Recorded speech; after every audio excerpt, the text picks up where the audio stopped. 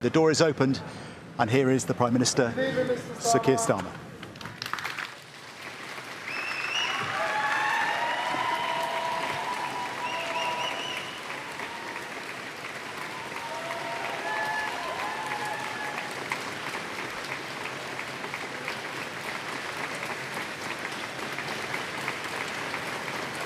Thank you. Thank you. Walking up this street 2 years ago was the proudest moment of my life. A new Labour government, the first in 14 years. A page in our country's history turned after years of disappointment and despair. The chance to change the lives of millions of people for the better. That's what I came into politics for. The journey to that point was not easy. 6 years ago, I inherited a Labour Party that was politically, financially, and morally bankrupt. I was told time and time again that my party was finished, that we were consigned to history, that a majority at the general election, let alone a landslide majority, was impossible. But we proved those people wrong because we changed our party, ripping out the poison of anti-Semitism, restoring trust on the economy, defence and national security, and becoming a party that once again stood proudly with, not against, our national flag. The hard work of change was with a singular purpose, not power for power's sake, but to change Britain for the better, to build a fairer country with dignity and respect, where everyone is seen, everyone is valued, wealth and opportunity for all, not just the privileged few. And look at what we've achieved in just 2 years.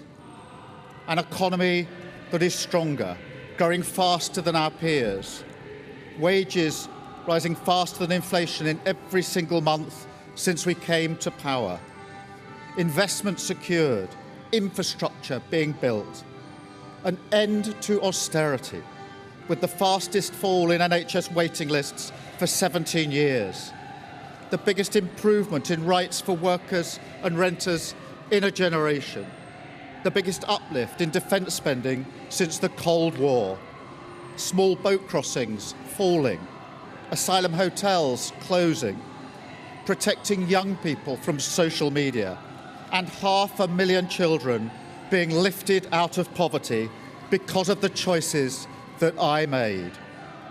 Our reputation in the world restored, with Britain once again standing up for decency, respect, and the rule of law, securing trade deals, standing with Ukraine, standing up for our values, and rebuilding our relationship with our allies in Europe.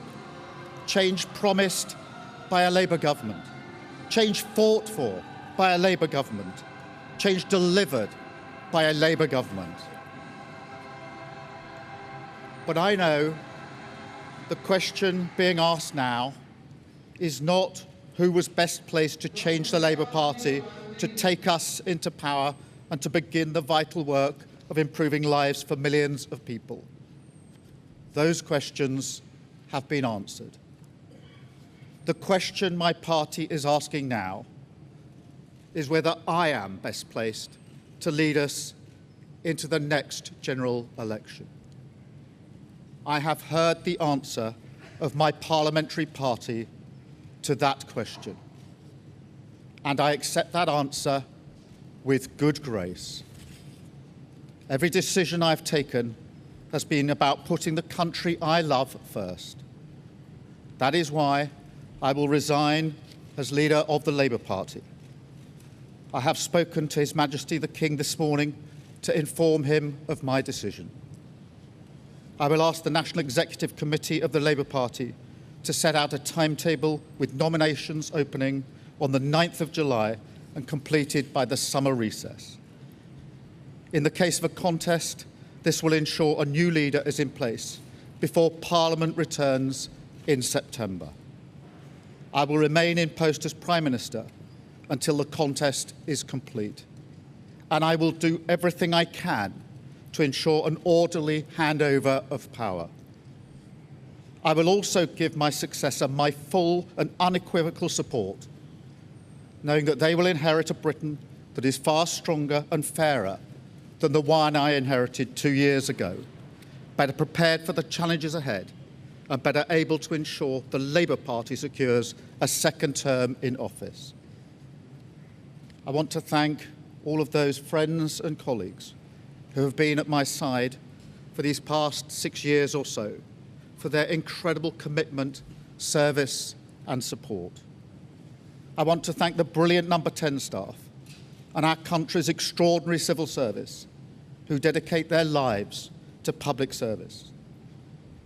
And when I leave the biggest job in the country, I shall spend more time on the most important job, being the best husband I can to my fantastic wife, Vic, who has been a rock by my side through good times and bad, and being the best dad I can to my beautiful children, who are my pride and my joy.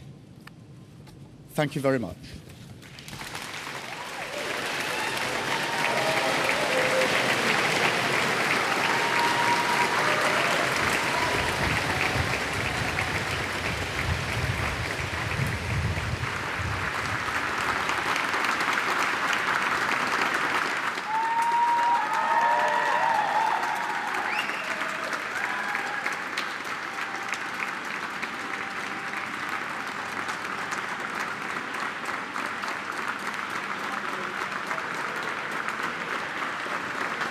Keir Starmer heading back into Number 10 Downing Street with his wife Victoria at his side. Applauded by members of his team who'd come from inside Number 10 and Number 11 onto the steps to witness that moment for themselves. And Henry, a Prime Minister who at times was said to struggle to connect emotionally with the British public, clearly emotional as he ended those few words. Sir Keir Starmer was in tears there as he spoke of the wife and children who he has sought so hard to keep out of the limelight during his 2 years as Prime Minister, during his 6 years as Labour Party leader.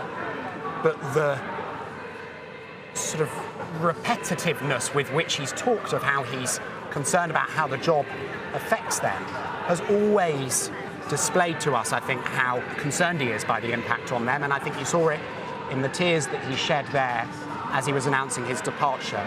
Just in terms of the very important question there of obviously the Prime Minister announcing his resignation, but when? We have a two-track process that Keir Starmer laid out.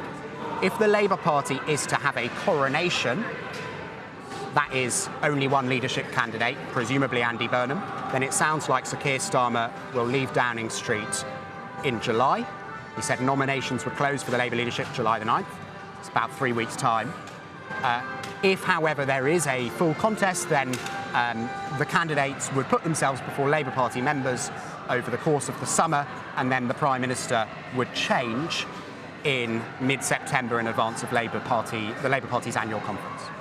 We should probably just explain to people who are slightly baffled by the musical background, Ode to Joy, Beethoven, EU anthem effectively playing in the background. That's a protester playing it on the speaker at the bottom of Downing Street. That's not part of the Downing Street ambience or media edition. And it did seem, I don't know how loud it was at home, but it did seem that the Prime Minister in the early stages of the speech was thrown off a little bit by it, completely understandably, I should say, because it's incredibly loud. It's the same person or group of people who played Things Can Only Get Better, the new Labour anthem, as Rishi Sunak was resigning 2 and a bit years ago. But it is a feature of Westminster life at the moment. You mentioned Andy Burnham, of course, won the Makerfield by-election on Friday. We understand that he's been at the offices, his old offices, as Mayor of Greater Manchester, just in the last few minutes, saying goodbye to his staff there, thanking them. And then we're assuming he will, there we go, the lectern going back inside. Andy Burnham then will head to Parliament and will give he will swear an oath and become officially an MP for Makerfield. And at some point, presumably today, but certainly in the coming days, he will make formal what has been informal for weeks, but actually really for years, which is that he wants to become Prime Minister.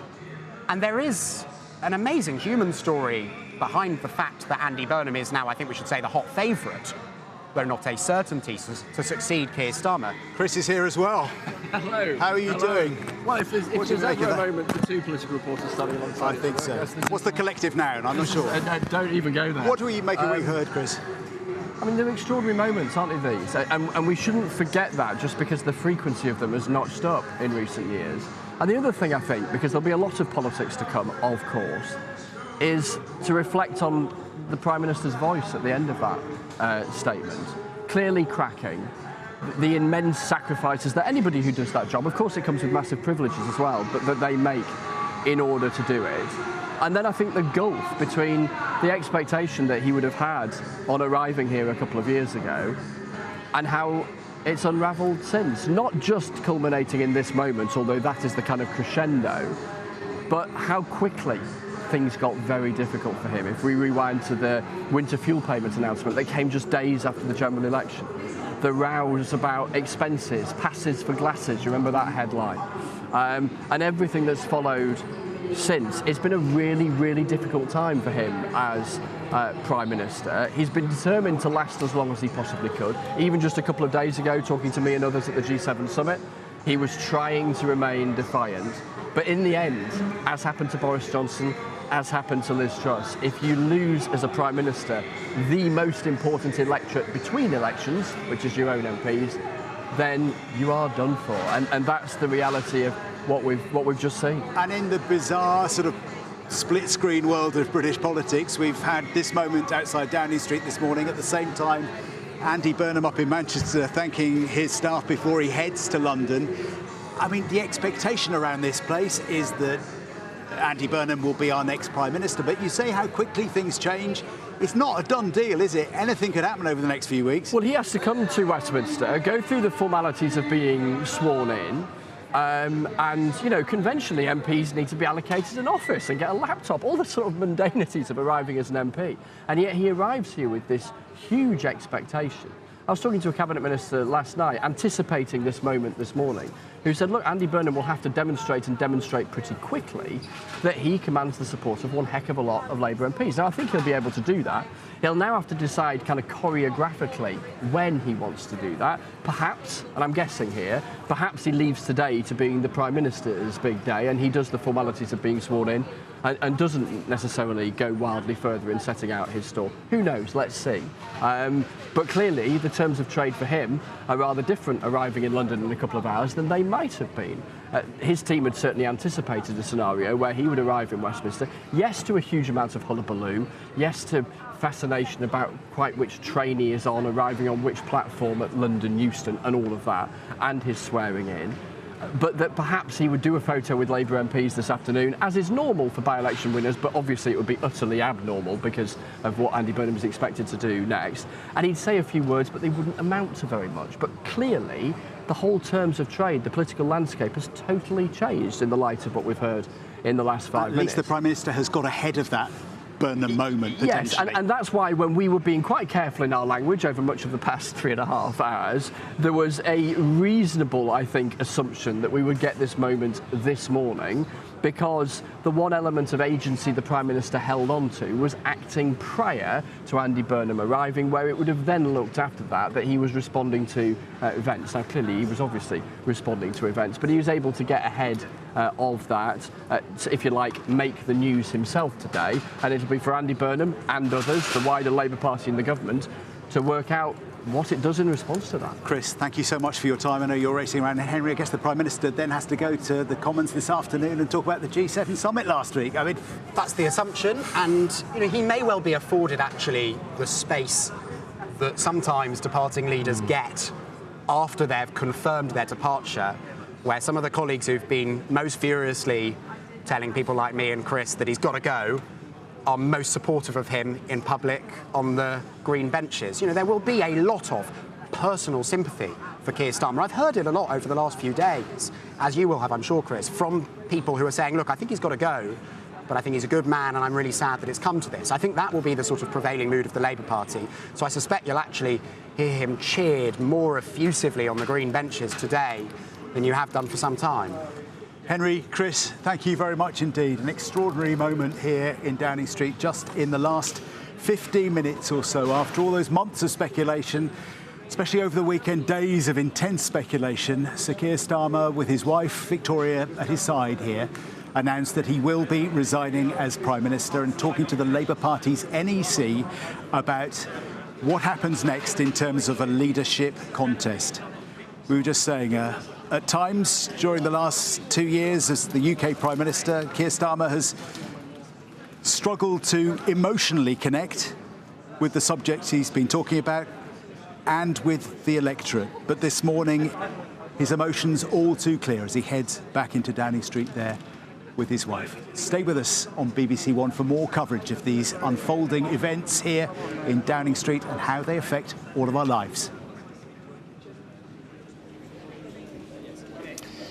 John Kay, thank you for that. If you are continuing to watch us here on BBC, a reminder that in the last few minutes, the Prime Minister, Sir Keir Starmer, has announced he is stepping down as Prime Minister. From the lectern here in Downing Street, he told the country that he has heard the answer of his parliamentary party on whether he is best placed to lead them into the next election. And he accepts that answer, he says, with good grace. It was a sometime emotional address. He reflected on what he called the proudest moment of his life, leading the Labour Party to power 2 years ago, and he listed a record he said they should be proud of.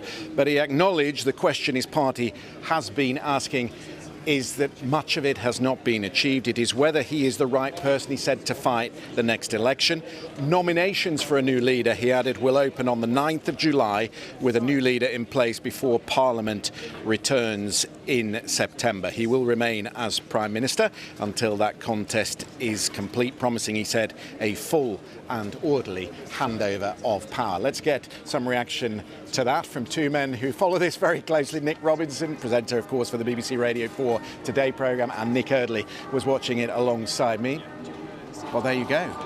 2 years, a thumping mandate, a thumping majority, and another Prime Minister that has gone, 7 in 10 years. What is wrong with British politics, Nick? It's extraordinary, isn't it? You know, when I first became actually a producer here at the BBC, I reported on Margaret Thatcher being removed. That seemed shocking. It was then years before we had it, and now, what, 7 in 10 years that we've had.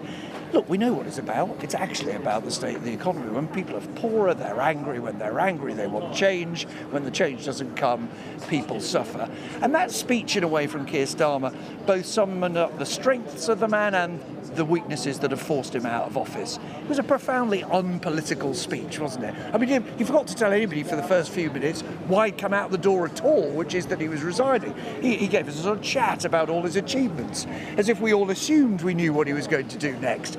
The truth is, everybody watched your list. He was going, well, are you resigning? Are you doing it now? Are you going in a few days, a few weeks, a few months?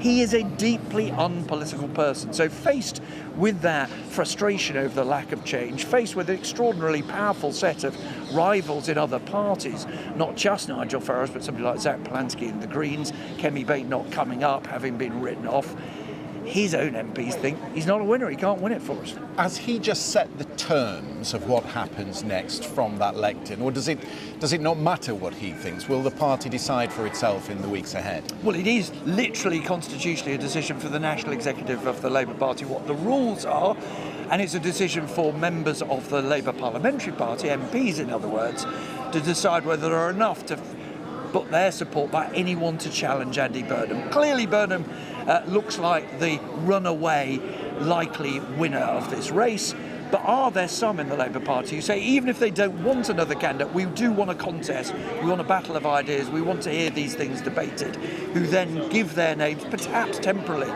to another candidate like Wes Streeting, the former Health Secretary, to have that row. But what he has done is determine the length of it. It won't be instant and it won't drag on for months. At the longest, if there is a contest, we get a new Prime Minister by the end of July.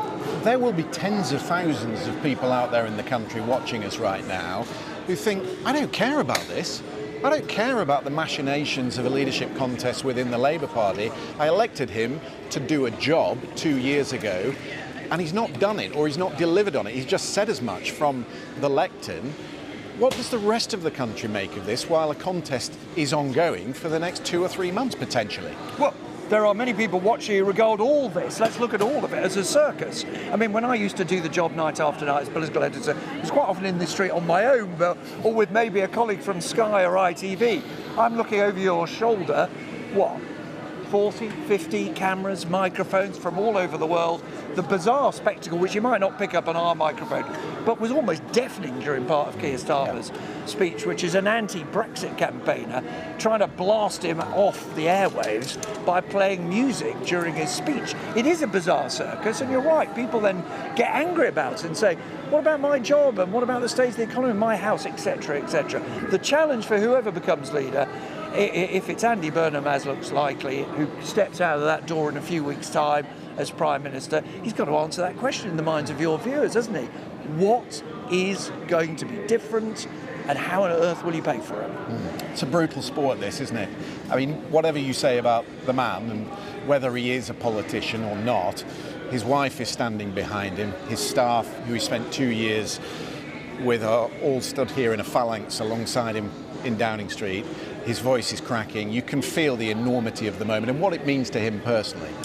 It is not just because he's given up something that he fought for and believes in. It is also the case, and this isn't always the case in politics, that what Keir Starmer said to us all in interviews with you and others, he actually meant. He does think this is a mistake. He does think that this is, if you like, a replica of what the Tories did in office. He does think it could produce chaos and uncertainty and division and will prevent decisions that need to be taken being taken. So he didn't want to be here. It's not like he's gone, oh yeah, fair enough, it's a fact. He desperately wanted to say something else this morning. I'm fighting on, but he's been told he can't. And as you say, that human moment where you have to say to your wife, you have to say to your teenage children, I face what many will describe as a humiliation, his friends won't describe it as such, of saying, I can't go on because you in the Labour Party won't let me go on, is a deeply painful moment for a proud and, let's be honest, a rather private man.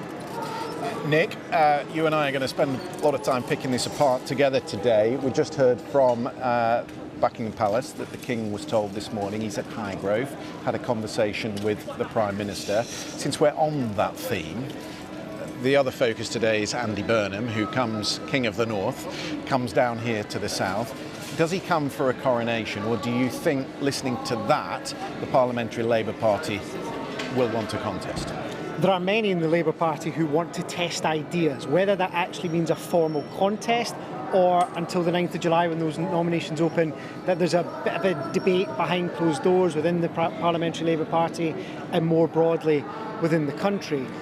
I'm not sure at the moment there will be a contest. Speaking to Wes Streeting's allies over the weekend, they seem to be softening up his position a bit, saying he wants to have a conversation about those ideas rather than saying he would definitely stand.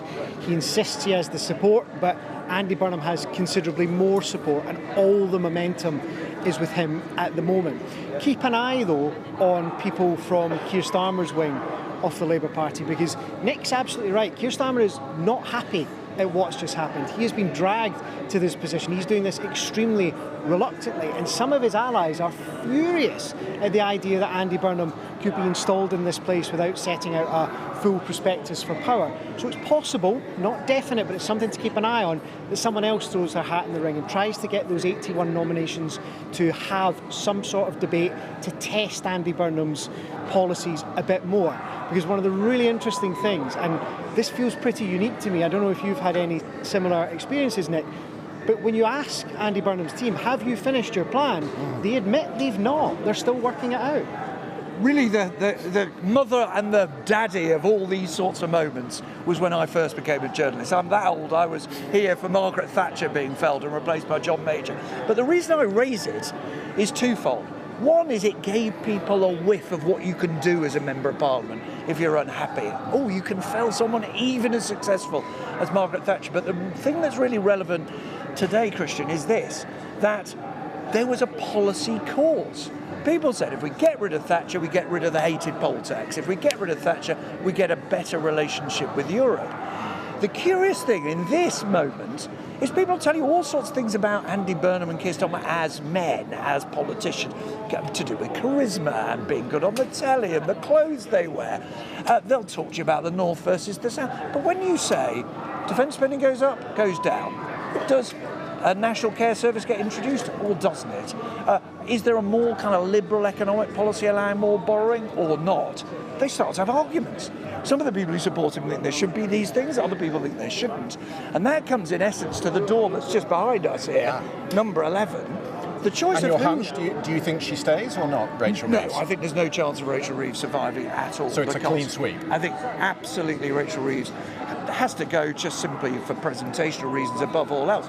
But the question is, does as it were, not that there is a word like this, Reevesism survives? In other words, is there a kind of tight, money is tight, we can't change?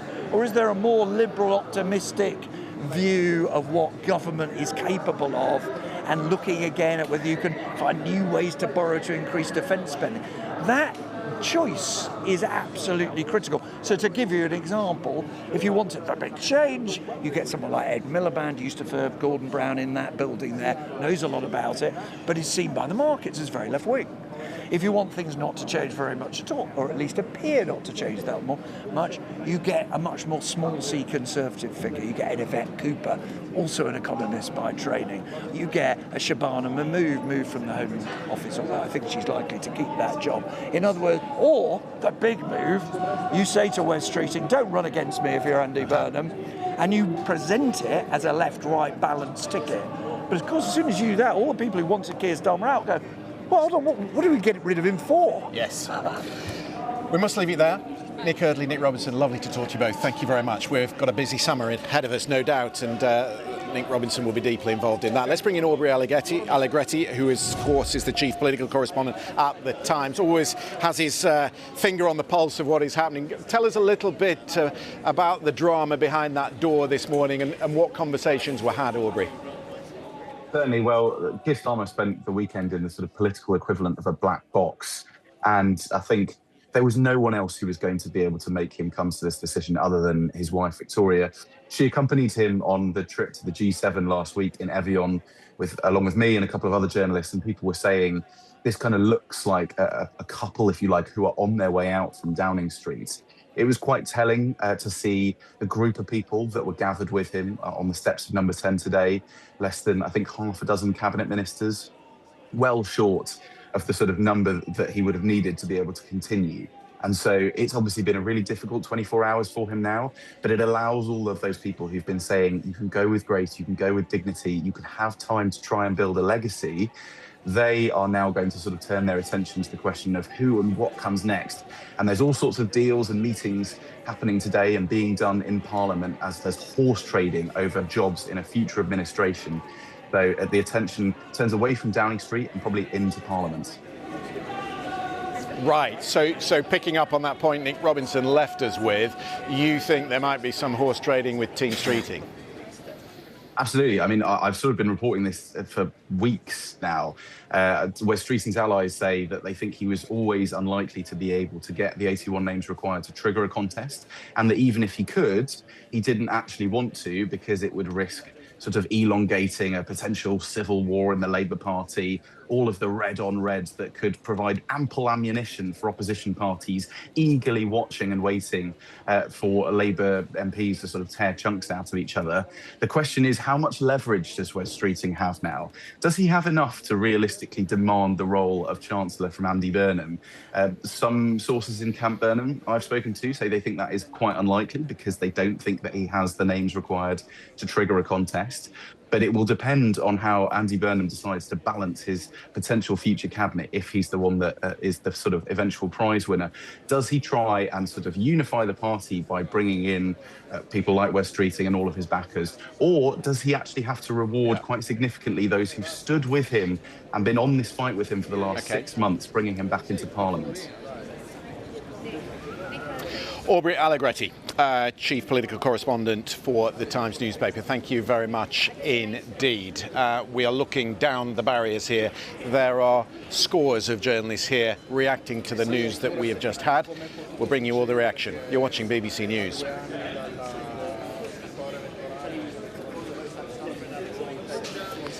I'm Christian Fraser, live in Downing Street. You're watching BBC News. In the last hour, Sir Keir Starmer has resigned as the Labour leader. From the lectern here in Downing Street, he told the country that he has heard the answer of his parliamentary party on whether he is best placed to lead them into the next election. And he accepts, he says, the answer with good grace.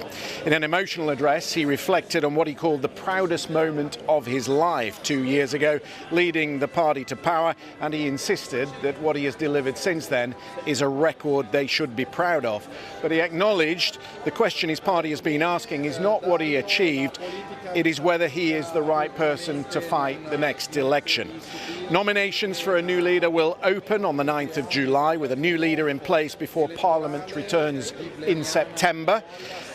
Starmer said he will remain as Prime Minister until that contest is complete, promising a full and orderly handover of power. And he ended on a personal note, saying he will now focus on being the best husband and father he can be to his wife Vic and to their teenage children.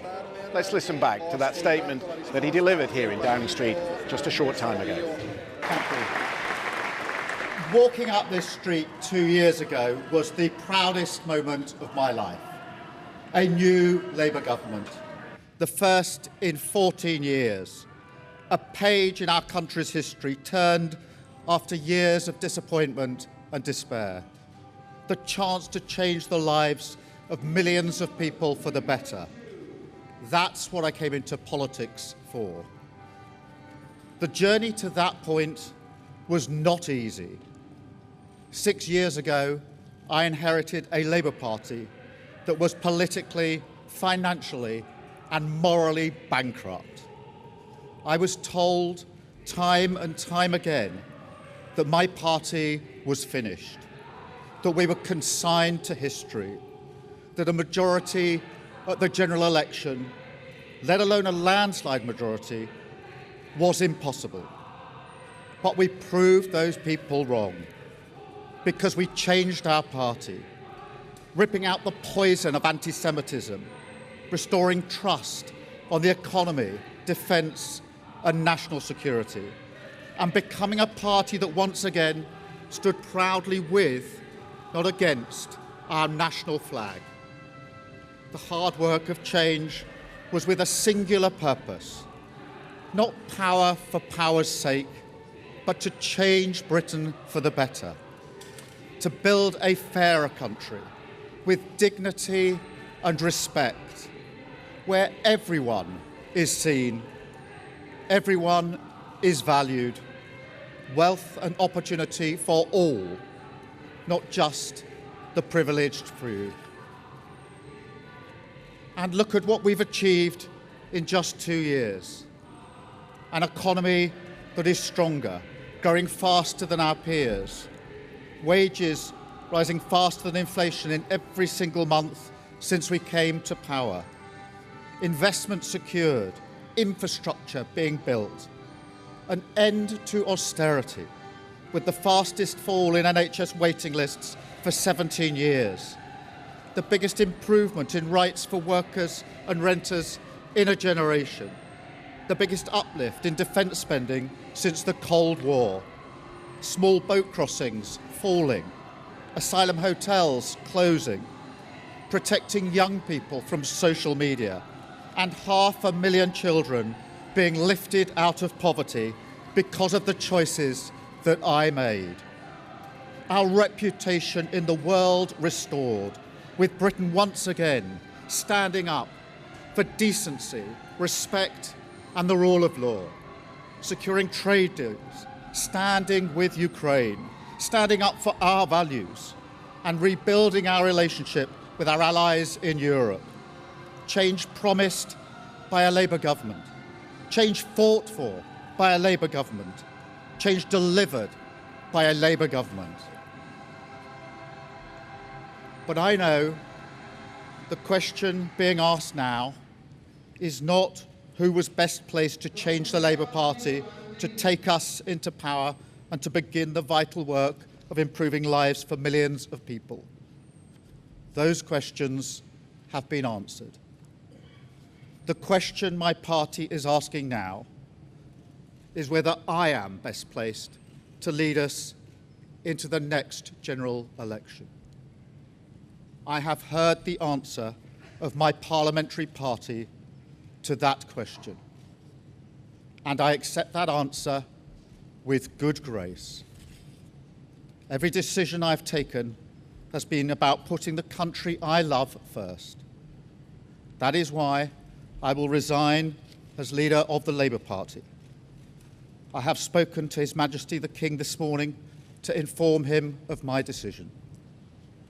I will ask the National Executive Committee of the Labour Party to set out a timetable with nominations opening on the 9th of July and completed by the summer recess. In the case of a contest, this will ensure a new leader is in place before Parliament returns in September. I will remain in post as Prime Minister until the contest is complete, and I will do everything I can to ensure an orderly handover of power.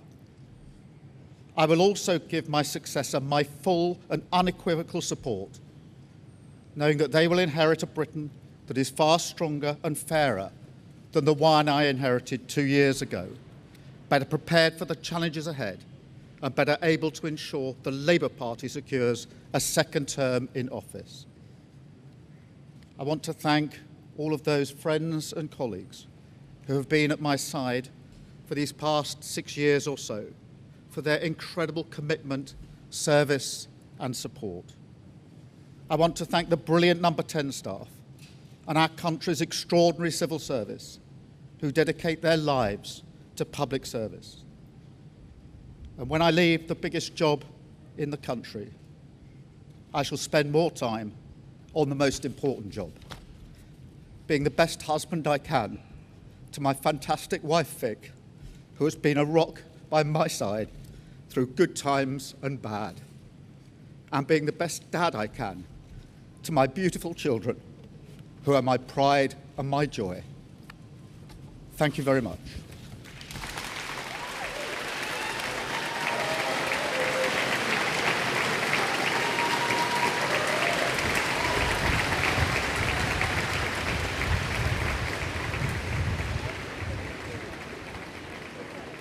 His wife and confidant Vic there. You can see the emotion in the Prime Minister's face and in his voice. I'm sure when he came to the lectern this morning he knew how he wanted to deliver that, but the enormity of the situation does often overcome the people who stand at that lectern. We had last night a rather ugly social media post from Donald Trump, the President of the United States, who announced prematurely that the Prime Minister was leaving. But this morning we've had a much warmer note from the head of the European Commission, Ursula von der Leyen. She's just posted this in the last few minutes. It can take many leaders years to grow into the statesman that you became in just 2 years, she said. European and Ukrainian security is stronger because of you. Thank you, dear Keir.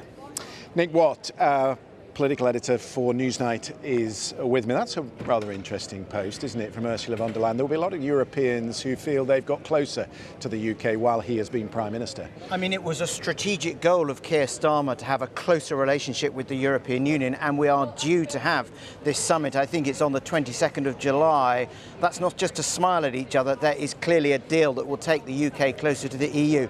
But also interesting to hear from what Ursula von der Leyen is saying there, that clearly they believe that Keir Starmer's steadfast support for Ukraine, which follows his immediate predecessors as Prime Minister from the Conservative Party, has been a significant factor, and the way that Keir Starmer has had worked very hard to have a good relationship with Donald Trump, but Keir Starmer has stood up to Donald Trump on Ukraine, and that is being noticed in Brussels. When he came to power, they called him the Trump Whisperer, and perhaps the social media post last night was a reflection of just how that relationship has soured. While we're on the foreign policy issue, just for a second, before we move on to lots of other important things we need to talk about, What will they know, the Americans, about Andy Burnham? What would the Europeans know about Andy Burnham? Because he really doesn't have any foreign policy record to speak of. No, I mean, that's the job of diplomats. They'll all be frantically writing reports. They'll be looking at what you and I say to then provide these penetrating insights that's basically based on what you and I say. So no, I mean, you can imagine the reports that they'll be writing. Andy Burnham, he reinvented himself as the Mayor of Greater Manchester, the King of the North, a great way of communicating, perhaps reaching out to those parts on the soft left of the Labour Party, having perhaps been in a different part of the Labour Party when he became an MP in 2001. Those are the sort of cables that will be winging their way from London across the Atlantic and around various European capitals. And there I am assuming that it might be Andy Burnham. We don't know whether it's going to be Andy Burnham. I suppose that will become clearer in the days and next few weeks ahead, because there's all sorts of horse trading ongoing. Aubrey Allegretti, the political editor at the Times, has been telling us that that's already underway. Do you think there will be a contest to test the ideas that Andy Burnham has, or do you think it will amount to something of a coronation? Well, what we know is Keir Starmer follows the rules. And the rules are that there is now a vacancy for the leadership of the Labour Party, so it's over to the National Executive Committee. And as he said, nominations for that open on the 9th of July, close when Parliament rises on the 16th of July. If there's only one candidate, as there was in 2007 with Gordon Brown, then you'll have a new Prime Minister on the 16th of July. If there's a contest, then it goes until Parliament comes back at the end of September, and that's when you get a new Prime Minister. Now, what we know is there are two potential camps, somebody called Andy Burnham and somebody called Wes Streeting. They have been talking a lot in recent days. Everything that Wes Streeting is saying to his allies is he will stand. He wants to have a contest. He's talking to friends about how he wants to hold Andy Burnham to account. He knows Wes Streeting, that he's the underdog. Jokes about how I want to sort of hold him to account and keep Andy Burnham honest. But when you get those nominations, and we're going to start to see them pretty quickly, way before the formal process opens, if Andy Burnham has over 200 Labour MPs nominating, maybe even more than that, more than 50% of the parliamentary party, then you can imagine that those people in the Wes Streeting camp will be having very, very big debates about should he really go forward. And what we found when Wes Streeting claimed that he had the numbers after the local elections is that he didn't go for it. He didn't go for it, he said, because it wouldn't be the right thing to do. Let's let Andy Burnham come back. There is a suspicion that he may have had 81 nominations, but they were soft. They were in the right circumstances. So if that support begins to peel away from Wes Streeting, then maybe we'll have another person acting in the national interest. The national interest to get on with this. We'll have to see. Where have we heard that before? Nick Watt, thank you very much indeed for that. Let's bring in the Conservative MP Alex Burghardt, who is the Shadow Chancellor of the Duchy of Lancaster. Here we are again, Alex Burghardt, another leadership contest. What do you make of it? I think it's all very depressing. I think it's very sad that that Keir Starmer, within 2 years, has failed so demonstrably that he's been forced to resign by his own MP.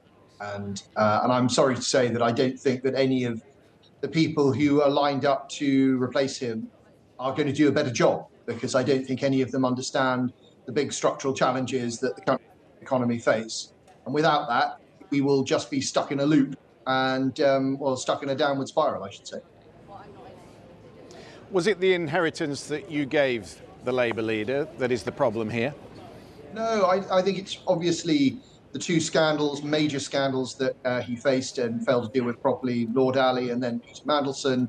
It was the disastrous November 2024 budget, but enormous additional taxes on business, the regulation that they're bringing in, putting huge additional regulations on employers, the fact that youth unemployment has gone right up, that unemployment has risen in pretty much every month that they've been in power, the fact that inflation is much higher than it was when they came into power, not down, and the fact that they say they've demonstrably failed. They haven't produced a defence investment plan that they were supposed to produce last year.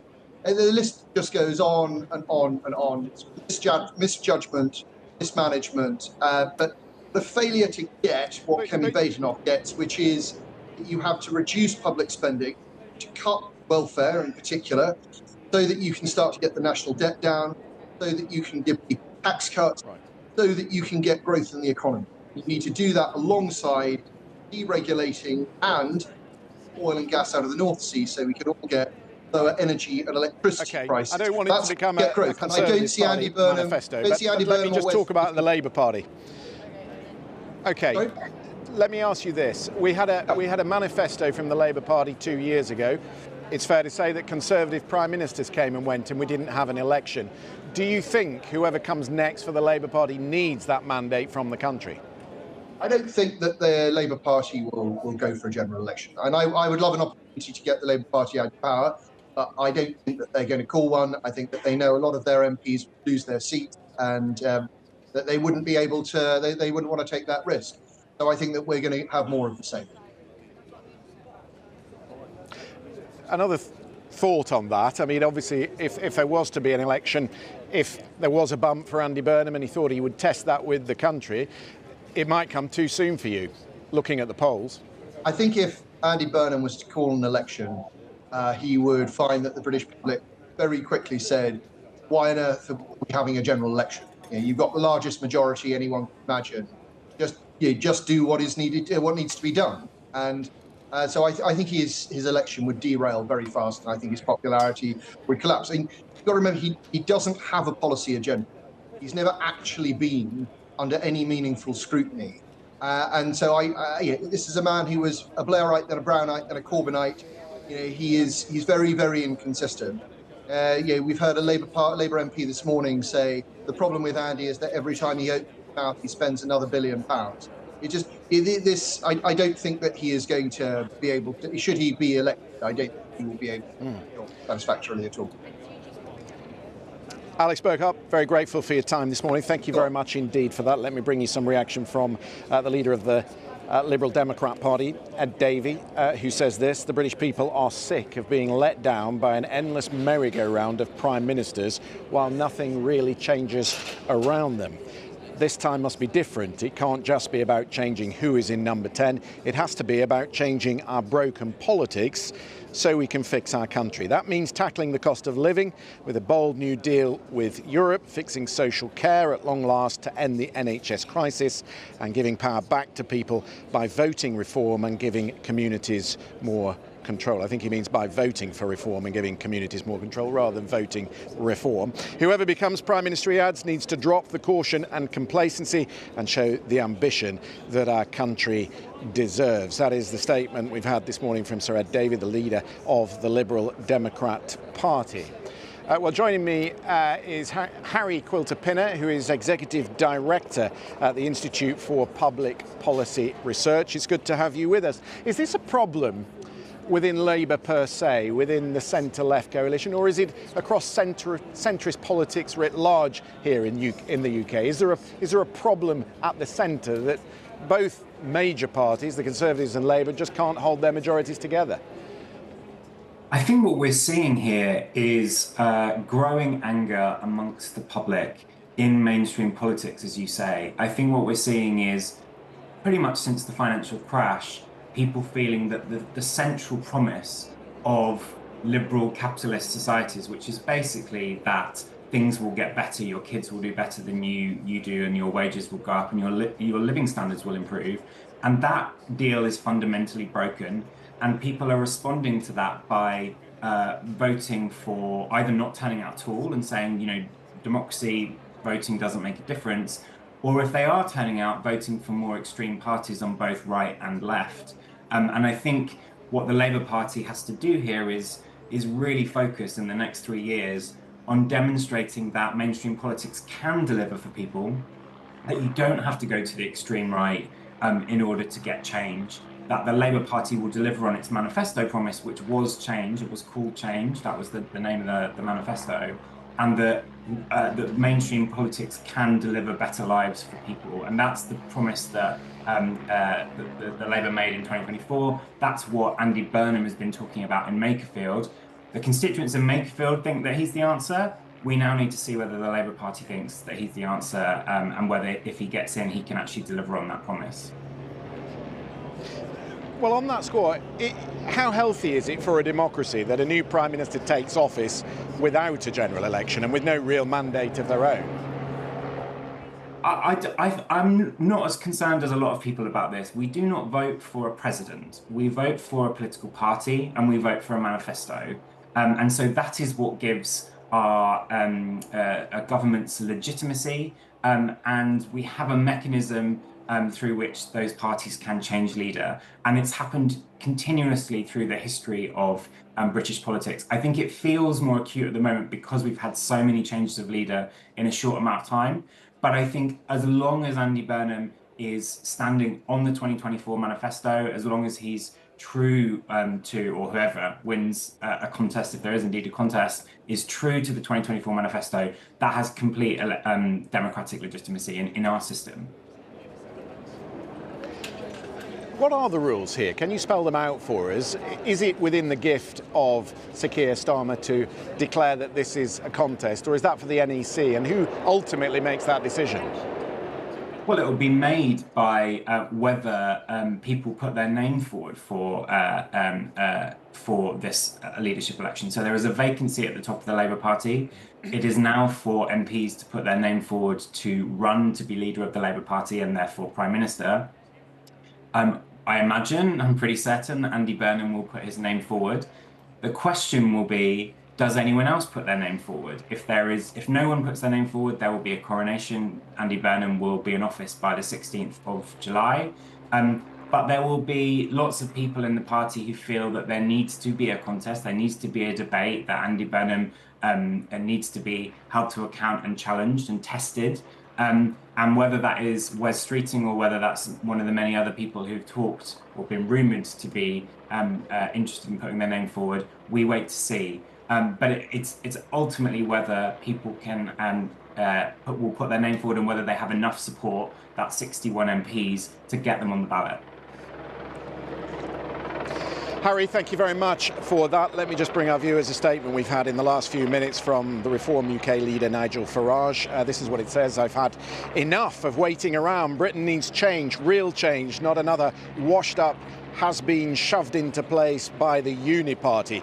If Labour thinks it can shove another professional politician into number 10, it has another thing coming. Reform is ready for an election, and we are ready to deliver radical change. Rachel Sylvester, political editor at The Observer, has joined Nick Watt and I at our position here in Downing Street. Hello, welcome to you.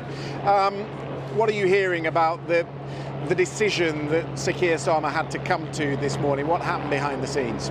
Well, I think in the end, politics is about numbers, isn't it? And he just lost the support of too many MPs and, crucially, cabinet ministers. And I think you have to hold on to the fact also that this is a human being at the centre of this. And you saw that this morning in the emotion as he talked about his wife and his children as the most important job. And I think he's been agonising over the weekend about what's right for them, but also for the country. And when I spoke to people over the weekend, they told me that he had reached the conclusion both that his position was untenable because he'd lost support and authority, but also that he had concluded that for the national interest and to avoid the chaos, that he shouldn't contest any leadership contest, that he shouldn't fight and he should resign.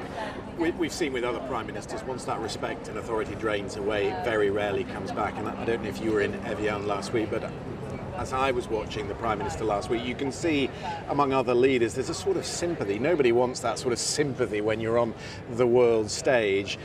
Then we get a social media post from Donald Trump, which I characterised as pretty ugly last night ahead of the announcement being made.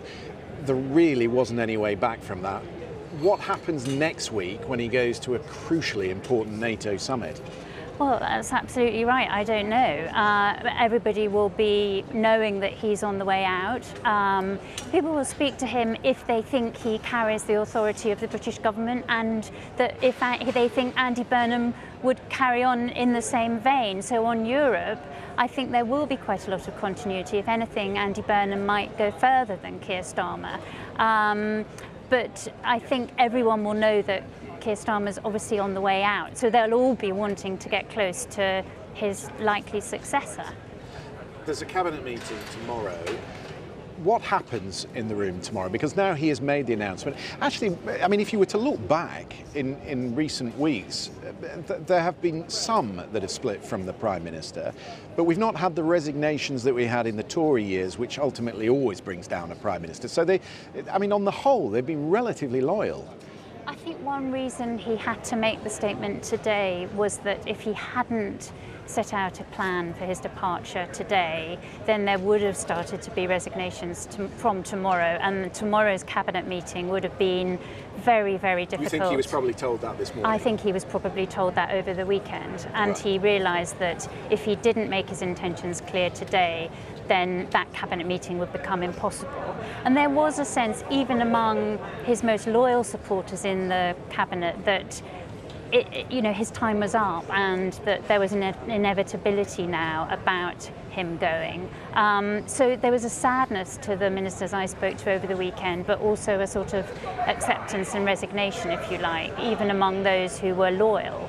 So I think given that, it was impossible, and that meeting just would not have been credible. Maybe we could talk, you both probably have an opinion on this, where the weight of the Parliamentary Labour Party is right now. There's a debate ongoing in that door, behind that door in number 11, whether Rachel Reeves will stay and whether it will be somebody from the left of the party, Nick, or whether it has to be someone from the centre. Where do you think the PLP is right now? Well, Andy Burnham knows Rachel Reeves really well. I can remember going to his leadership launch back in 2015, his second leadership launch, where obviously he didn't win and Jeremy Corbyn won. That was the time when he was being nice to business, and he did it at the headquarters of EY, big glass building near City Hall, the old City Hall. Who did I speak to before that happened? Rachel Reeves. So she knows Andy Burnham. So yes, there'll be powerful arguments for stability, the fiscal rules for keeping Rachel Reeves in place. But it is perceived in the Labour Party that the Keir Starmer premiership has failed. And a premiership involves two key figures, the Prime Minister and the Chancellor. And there is a perception that that duo has not succeeded. So if you want to mark a change, there will be an argument that you need to clear out at the top. But he does have this historic friendship and relationship with Rachel Reeves. Well, is it just that? Because the point of my question is, the reason there were so many U-turns in this first 2 years is because he was pushed there by the Parliamentary Labour Party, which is why I asked the question where the party is right now, because there is an argument that it could be Ed Miliband that walks through that door. But I suggest, Rachel, that's not going to satisfy at least a third of the Labour Party. Well, I think the decision who he appoints as Chancellor is the most important decision that Andy Burnham has to take, because that will set the tone for his whole premiership. And there's disagreement among even his closest advisors and confidants about who that should be. So some of them say, if we are really going to have a sort of new economic project, which Burnham is promising, then there has to be obviously not only a new Chancellor, but a Chancellor who shares that vision, and that person, they say, is Ed Miliband. But others say Miliband has this reputation as sort of Red Ed. He divided businesses into predators and producers when he was Labour leader. So that would spook the markets and spook business. So I think it's a really difficult decision for him, but it's absolutely critical. And I think in terms of the balance of opinion and power in the Labour Party, it is to the soft left, and they're overwhelmingly supporting Andy Burnham for that reason.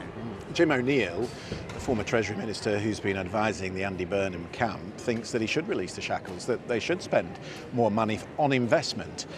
Is that something the PLP would get behind?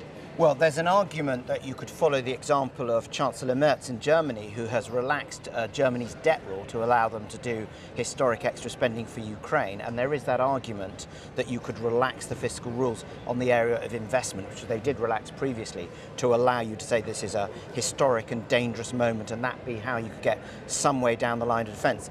The advisors to Andy Burnham on the economy are talking about sort of relaxing things, but maybe not relaxing the fiscal rules, because of the famous interview Andy Burnham did last year when he said we shouldn't be in hock to the bond market, so they'd be very, very nervous about the signals you'd send. But in terms of Rachel Reeves, in a sense, the original sin of this government was to means test the winter fuel allowance with zero preparation, zero explanation, and to mention sort of en passant about the triple lock. That is where it all went wrong from that moment. And so you'll be thinking, when you have a Chancellor I would quite like a Chancellor who has the political antennae, who knows that if you're going to do something like means testing the winter fuel allowance, you need to think about it really, really careful, because basically everything started to tumble after that moment. Is there a possibility that people look back on this Prime Minister and some of the things that happened? He listed some of what he considers to be achievements, the two-child cap, net migration going down, waiting lists going down, best growth in the G7, that we think, hang on a second, what were we doing there? He was actually getting to grips with this problem. Yeah, and I think that's one reason why he's been agonising about this decision, because quite a lot of those metrics are going in the right direction. He's not been corrupt, he's not crashed the economy. If you think of some of his predecessors, he's not been a disaster in the way that they have. But for some reason, the public really don't like him, and that is what struck MPs when they've been out on the doorstep. They talk about a hatred for Keir Starmer, and it feels out of proportion to the man, but I think that's where MPs feel the public is, and so it's very hard to turn that around, fair or unfair. Rachel, Nick, for the moment, thank you very much indeed. Andy Burnham, King of the North, is on his way down to the south. He has a swearing-in ceremony today at 2:30, and I understand that past that there is also a photo op at which Andy Burnham will appear, and presumably the Labour MPs will stand behind him. How many stand behind him may well give us a clue as to what sort of contest this is going to be. I'm told that when he left Manchester today, he thanked staff from the bottom of his heart at a staff meeting this morning at the Greater Manchester Combined Authority. He became emotional as he told the assembled crowd that the job of Metro Mayor had been the privilege of his life. Well, let's take a moment and pause and take a look back on Sir Keir Starmer's premiership. Joe Pike has been looking at what went right and what went wrong. We said we would end the chaos, and we will. We said we would turn the page, and we have. Today we start the next chapter. The man who rose to power partly due to his opponent's struggles with standards has now been brought down after a series of his own misjudgments. Thank you. Appointing Peter Mandelson as US ambassador was perhaps the worst, yet it was a disastrous set of election results, the subsequent parliamentary mutiny and a looming leadership battle that eventually helped end Sir Keir Starmer's time at the top. His premiership, which started with a stunning electoral success. Our work is urgent, and we begin it today. Has been on the slide for months and will ultimately be remembered as one of early errors, wasted opportunities and plummeting popularity. Keir Starmer was named after Keir Hardie, Labour's first parliamentary leader. His life began in Surrey, the son of a nurse, and as he regularly reminded voters, a toolmaker. He studied law, appearing on TV in the 80s to discuss restrictions around acid house parties. You've been to one? Week. I haven't. We have hundreds of inquiries. We've been advising the organisers. Hang on, why haven't you been to a party? How can you organise or advise me if you haven't been to them? Why haven't you been to one? In the same way that we advise burglars without being burglars. In 2007, he married Victoria Alexander, with whom he has 2 teenage children. And the following year, after spending decades in human rights law, he was appointed to be England and Wales's top prosecutor. Sir Keir was elected to Parliament in 2015 at the relatively late age of 52. Do you want to be Prime Minister? I'm not going to fall into that. No, what? It's like asking me whether I want to play for England. My son said to me the other day, shall I play for Arsenal or Chelsea when I grow up? I mean, that kind of conversation, I think, is that helpful. A pivotal moment in Starmer's rise was when, as Shadow Brexit Secretary, he flirted with the idea of a second EU referendum. It's right the Parliament has the first say, but if we need to break the impasse, our options must include campaigning for a public vote, and nobody is ruling out Remain as an option. But after he took over as Labour leader during the pandemic, Keir Starmer demonstrated a ruthless streak, suspending Jeremy Corbyn from the party he'd recently run, tacking to the political centre and turning around Labour's electoral fortunes in a single term. But while his lack of politics was to some his selling point, it also contributed to his downfall. Within weeks of Labour's 2024 landslide, the PM and Chancellor announced one of their most unpopular policies, cuts to winter fuel payments for pensioners. They reversed on that almost a year later. And there were other major policy U-turns on inheritance tax for farmers, welfare cuts and an inquiry into grooming gangs. Among his domestic legacy is the scrapping of the two-child benefit cap, new laws to strengthen workers' rights and help those living in leasehold properties, as well as his social media ban for under-16s. So can I present the letter from the King? It was in foreign policy where the PM had more success. Dubbed Never Hear Keir for his frequent trips abroad, his initial handling of Donald Trump. This is a letter from His Majesty the King. It's an invitation for a second state visit. Resulted in a better trading relationship than many other countries. He attempted to keep the US committed to Ukraine, diverged from Washington in recognising a Palestinian state, and more recently disagreements over Iran have fractured that friendship. You know, unfortunately, Keir is not Winston Churchill. Sir Keir Starmer achieved something remarkable in turning round his party's fortunes fast, but he failed to do the same with his country, and the speed of that failure has been remarkable too. Yeah, I was just reflecting as we were looking at those pictures how close in the initial days Sir Keir Starmer was to Donald Trump, and of course a lot of work went into that to improving the relationship, but of course with that social media post last night we get a reflection of just how far that relationship has soured. Let me show you some pictures that we've had from Piccadilly in Manchester. I can only show you a Mercedes-Benz truck which has turned up, but we are reliably ensured that that is the vehicle carrying Andy Burnham to his train. He will be down here later this afternoon to be sworn in as the new MP for Makerfield. Can't see him in that van, but I am told that he is shortly to be on his way down here to London. Very pleased to say that Baroness Chapman of Darlington, Minister for International Development and Africa, has joined us at our live point, very close to Sir Keir Starmer. In fact, I think you organised his leadership campaign 2 years ago. So how are you feeling this morning? You must be very sad that you've had to watch that unfold. It's a sad day. There's no point pretending otherwise.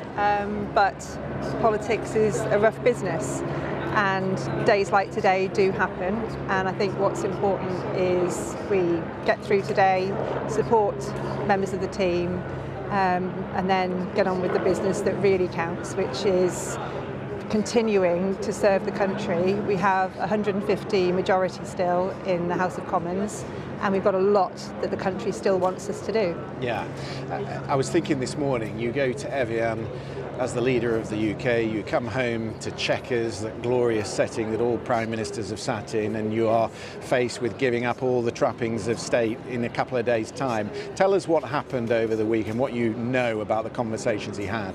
Well, I don't know about all the conversations he had, and I'm not going to get into all of that. That's for Keir, if he ever wants to talk about that. But one thing I will say is what you describe as the trappings of office. They could not matter less to a Prime Minister than they do to Keir Starmer. He is not at all interested in those things. And as I think you can hear from the speech and the words that he gave us about an hour ago, that what really matters to him is service to the country, and that's what's motivated him. He had been telling us for several weeks that if there was a contest, he was going to stand in it. What's changed? I think what changes is the political situation, the conversations that you have, the realisation that you don't have sufficient support in the Parliamentary Labour Party, and that is just a fact of where we've got to, and you've got to make decisions based on the world as it is, not as you want it to be, and that is what he's done. And now there will be a new Labour Prime Minister, and we will have a new person leading the government. The reason we're able to have a new Prime Minister and a new Labour Prime Minister is because of what Keir Starmer did in leading the party, turning it around, taking it from the pit of despair after 2019 loss at the general election, the worst defeat since 1935, leading us in one term. Everybody said that couldn't be done, but leading us in one term to a historic victory. And now we're able to have another Labour Prime Minister because of it. And I think there's a lot still to do, but I think everyone who's been part of Keir's team and Keir himself, I hope, feels this too, should feel pride in what's been achieved in that time. Nick, I know you're going to have a question. Oh, I can ask Jenny Chatterton a question. I thought you were going to jump in. I mean, you and your husband Nick Smith, Labour MP for Blaenau Gwent, know Keir Starmer really well. You were there all the way along. What did you think? You were here for that statement. There was a catch in the voice when he talked about his family. Yes, there was. And I think we all felt a bit of that, because in politics, whether you're the Prime Minister or not, especially though if you're the Prime Minister, your family does pay a price for that. There is a sacrifice, and I think we all recognised it, and Keir, definitely feels that. Vic is an incredible woman, and she's a friend. I admire her, and I think that the way that she has conducted herself too, I think, I just think that they're two really amazing people, and I just hope they can enjoy a little bit more time together now. She's owed it, and so are the kids. And I just, I think you could hear that catch in his voice, and I think a lot of us could relate to that. Does he feel betrayed? I don't think he really operates like that. I think it's been pretty brutal, though. I mean, yes. These are the people he's put in government. Yes. And the silence was deafening over the weekend. Because he was taking time to think. And I know you guys like the constant kind of who's saying what to who, what's in everybody's minds at every moment of the day.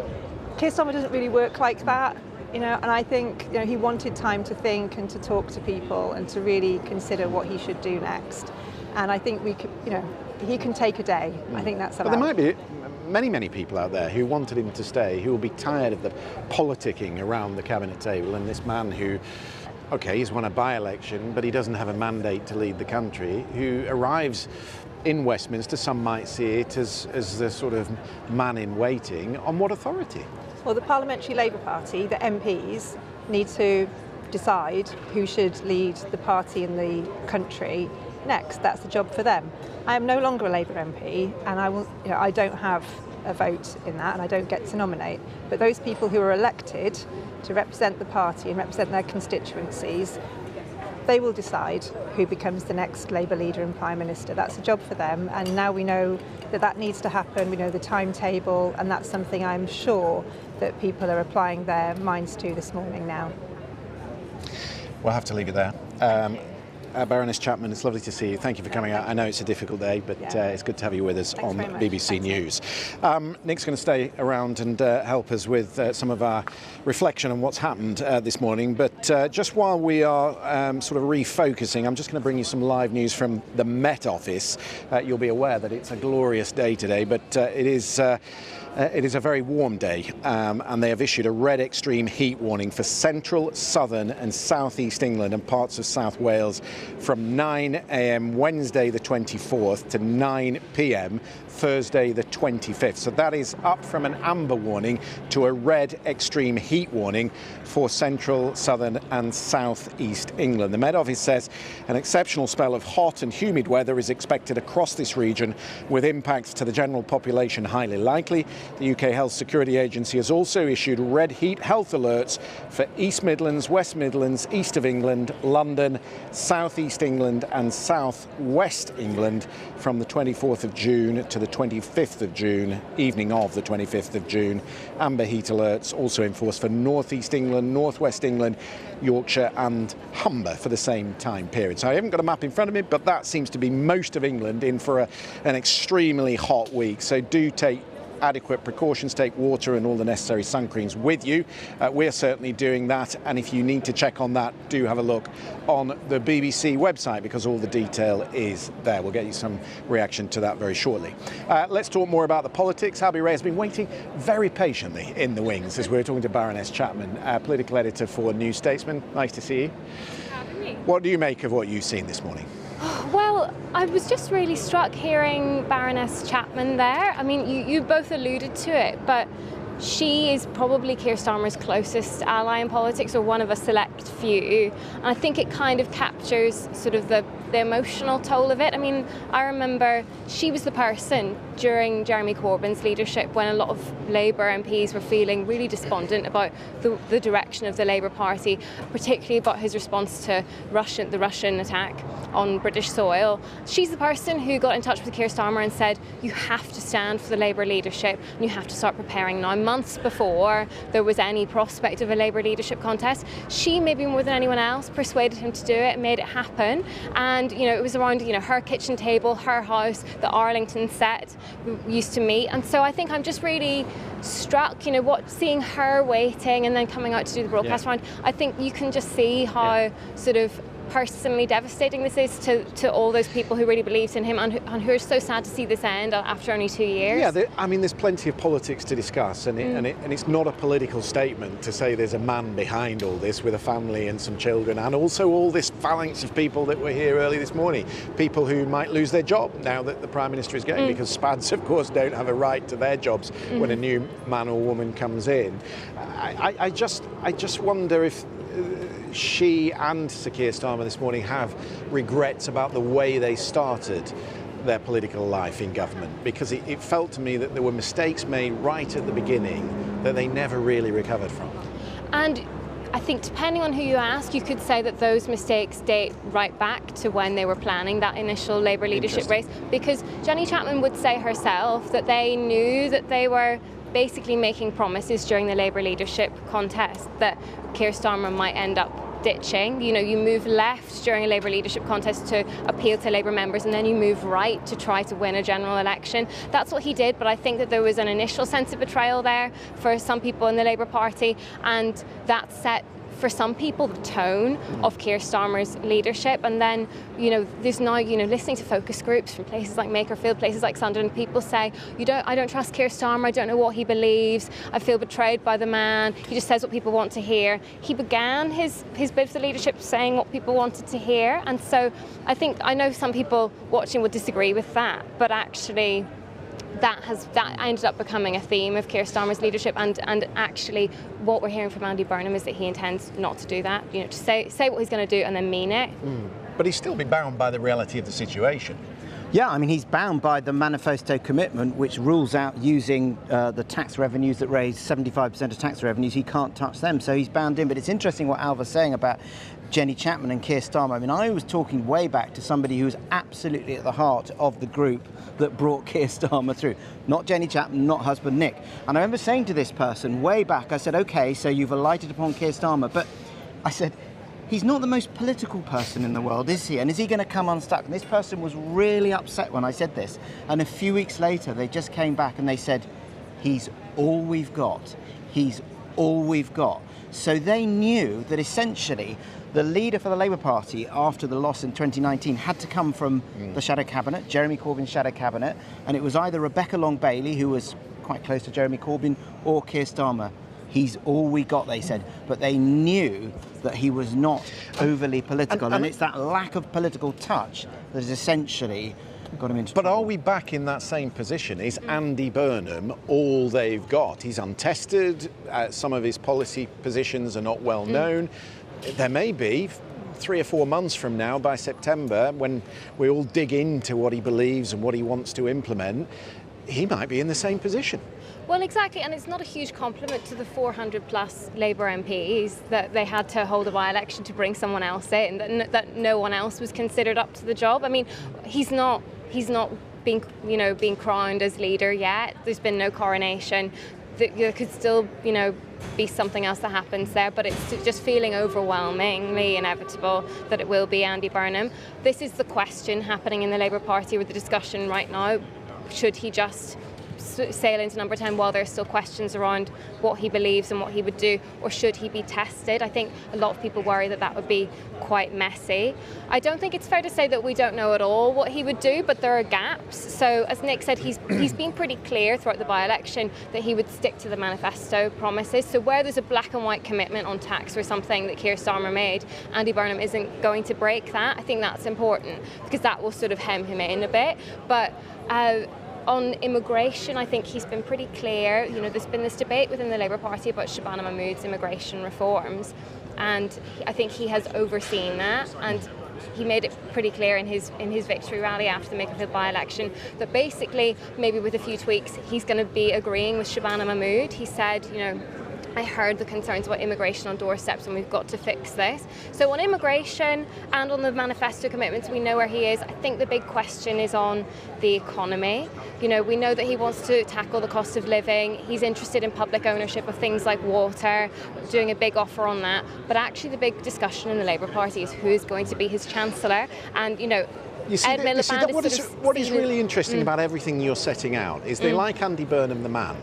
But if you were to ask them about Andy Burnham's policies, well, that's when MPs start to split away. Say, oh no, I want something quite different on social care, or I want something quite different when it comes to the economy, or spending on growth, or cutting the welfare bill, or putting money into defence. That's when the party starts to fracture.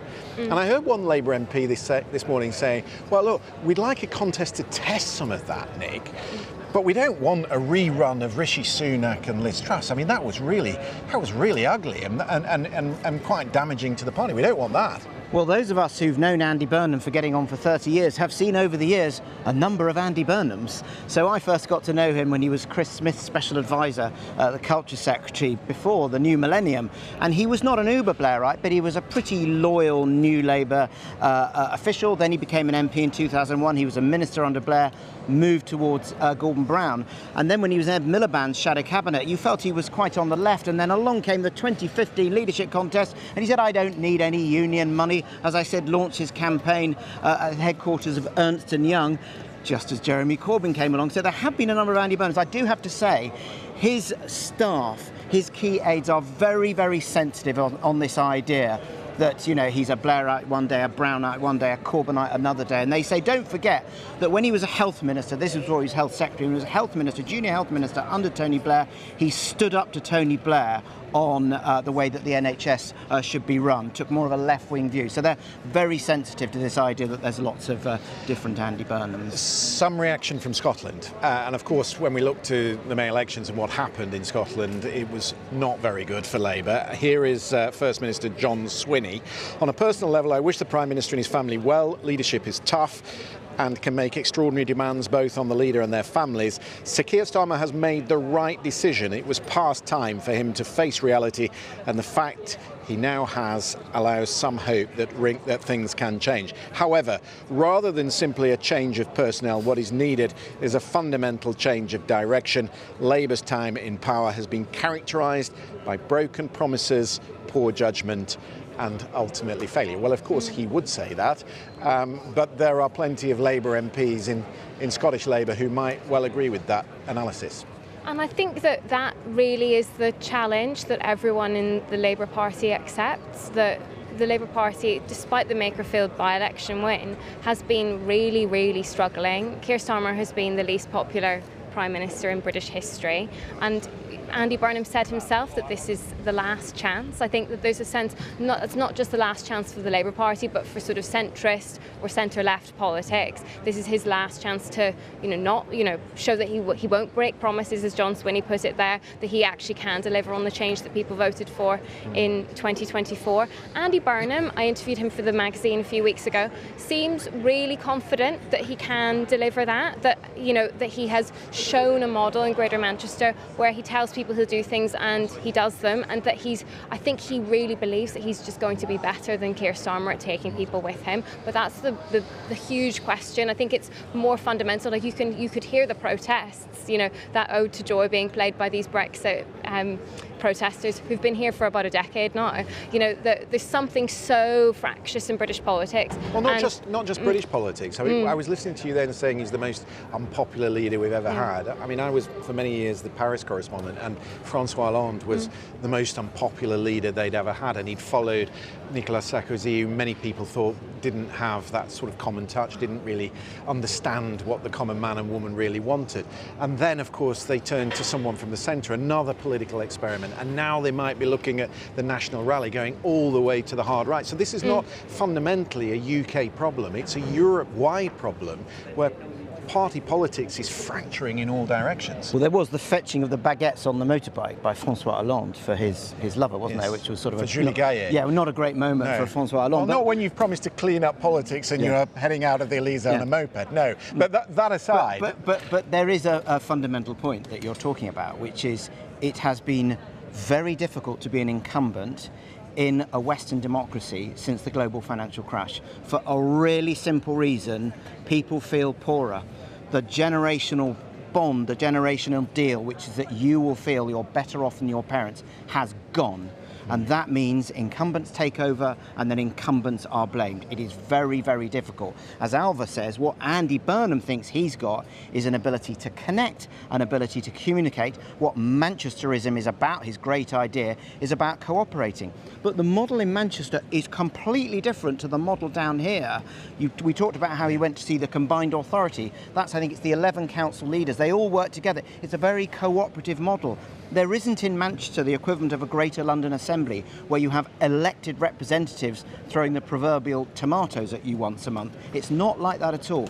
London, Westminster, is much more like the Greater London Authority model, where it is an adversarial system. So it's going to be completely different to what he's had for the last decade in Greater Manchester. As they say, he who dares wins. And I wonder if Andy Burnham gets some respect for that. I wonder if the Makerfield electorate gave him some respect for that. He had an awful lot to lose. He's just, I'm being read, cleared out his office at Merrill Hall in Manchester. So that part of his life is over. But it was an extraordinary risk that he took. And I think it's worth dwelling on that. I mean, Nick will have had the same weeks before, even days before Andy Burnham found this seat in Makerfield when Josh Simon stood down. Days beforehand, really senior people in the Labour Party, from Andy Burnham's part of the party, natural sort of allies, were still saying this is crazy. Andy Burnham is never going to find a seat. The NEC is never going to let him stand. This is sort of displacement activity from the Labour Party. They need to get over this Andy Burnham fantasy. Loads of people just didn't believe that it would ever happen, and Andy Burnham did. You know, going back to the end of last year in an interview with the New Statesman, he said to Labour MPs, "Are you up for it? You need to tell me that you're up for it." And then in the end, a few key people in the Labour Party, Annalise Midgley, the Labour backbencher and really sort of talented operator, Louise Haigh, they decided, yeah, we're up for it. And they started to organise, and they have made this happen, and they've really pulled off something extraordinary. Even speaking to some of Keir Starmer's allies who are very upset and feel betrayed by what they have done, kind of admire the hustle, you know, just the sheer gutsiness of what they have pulled off. It's just been, completely, all the cliches, unprecedented, just really, truly extraordinary what they have done. So many people in the Labour Party talking about what should happen, and they decided what actually should happen, and they made it happen. Fascinating context. We'll have to leave it there. It'll be really good to see you. Thank you for staying with us, and Nick, also thank you for your company.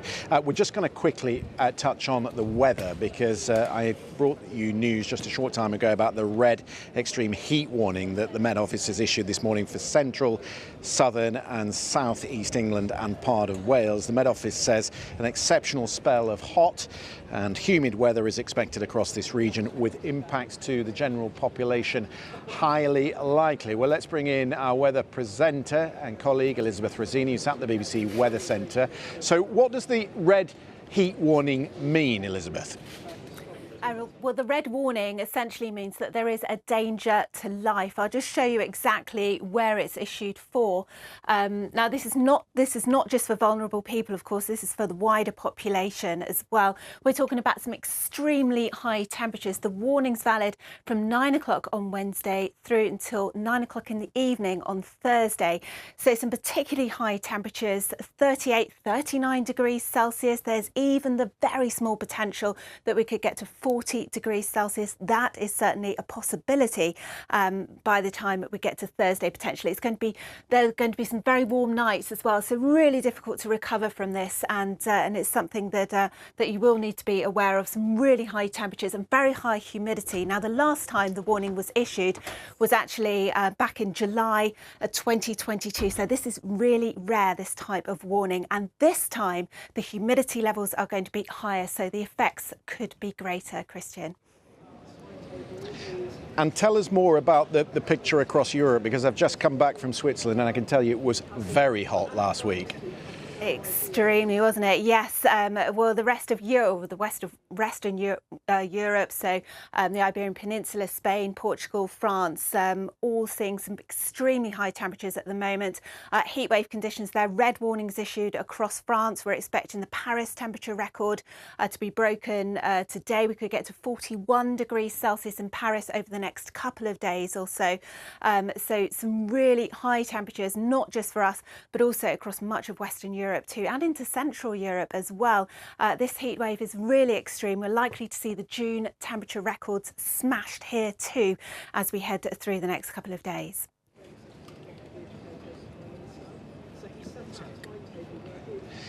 Elizabeth, thank you very much for that. So if you're just joining us, let me just read you again that Met Office warning. A red extreme heat warning for central, southern, southeast England and parts of South Wales. The Met Office says an exceptional spell of hot and humid weather expected across the region. So take plenty of water with you if you're going out today. Obviously dress sensibly and take the sun cream as well. We're doing all of that here because it's very hot in Downing Street. And just a reminder that if you want to follow what's happening with the weather, there is a live page running, I think, on the BBC website, or certainly the details on the website. Go and have a look at that. We, of course, are continuing to follow reaction here in Downing Street. We've had another momentous morning in British politics. We'll bring you all the news on Sir Keir Starmer's resignation and the reaction to it. You're watching BBC News.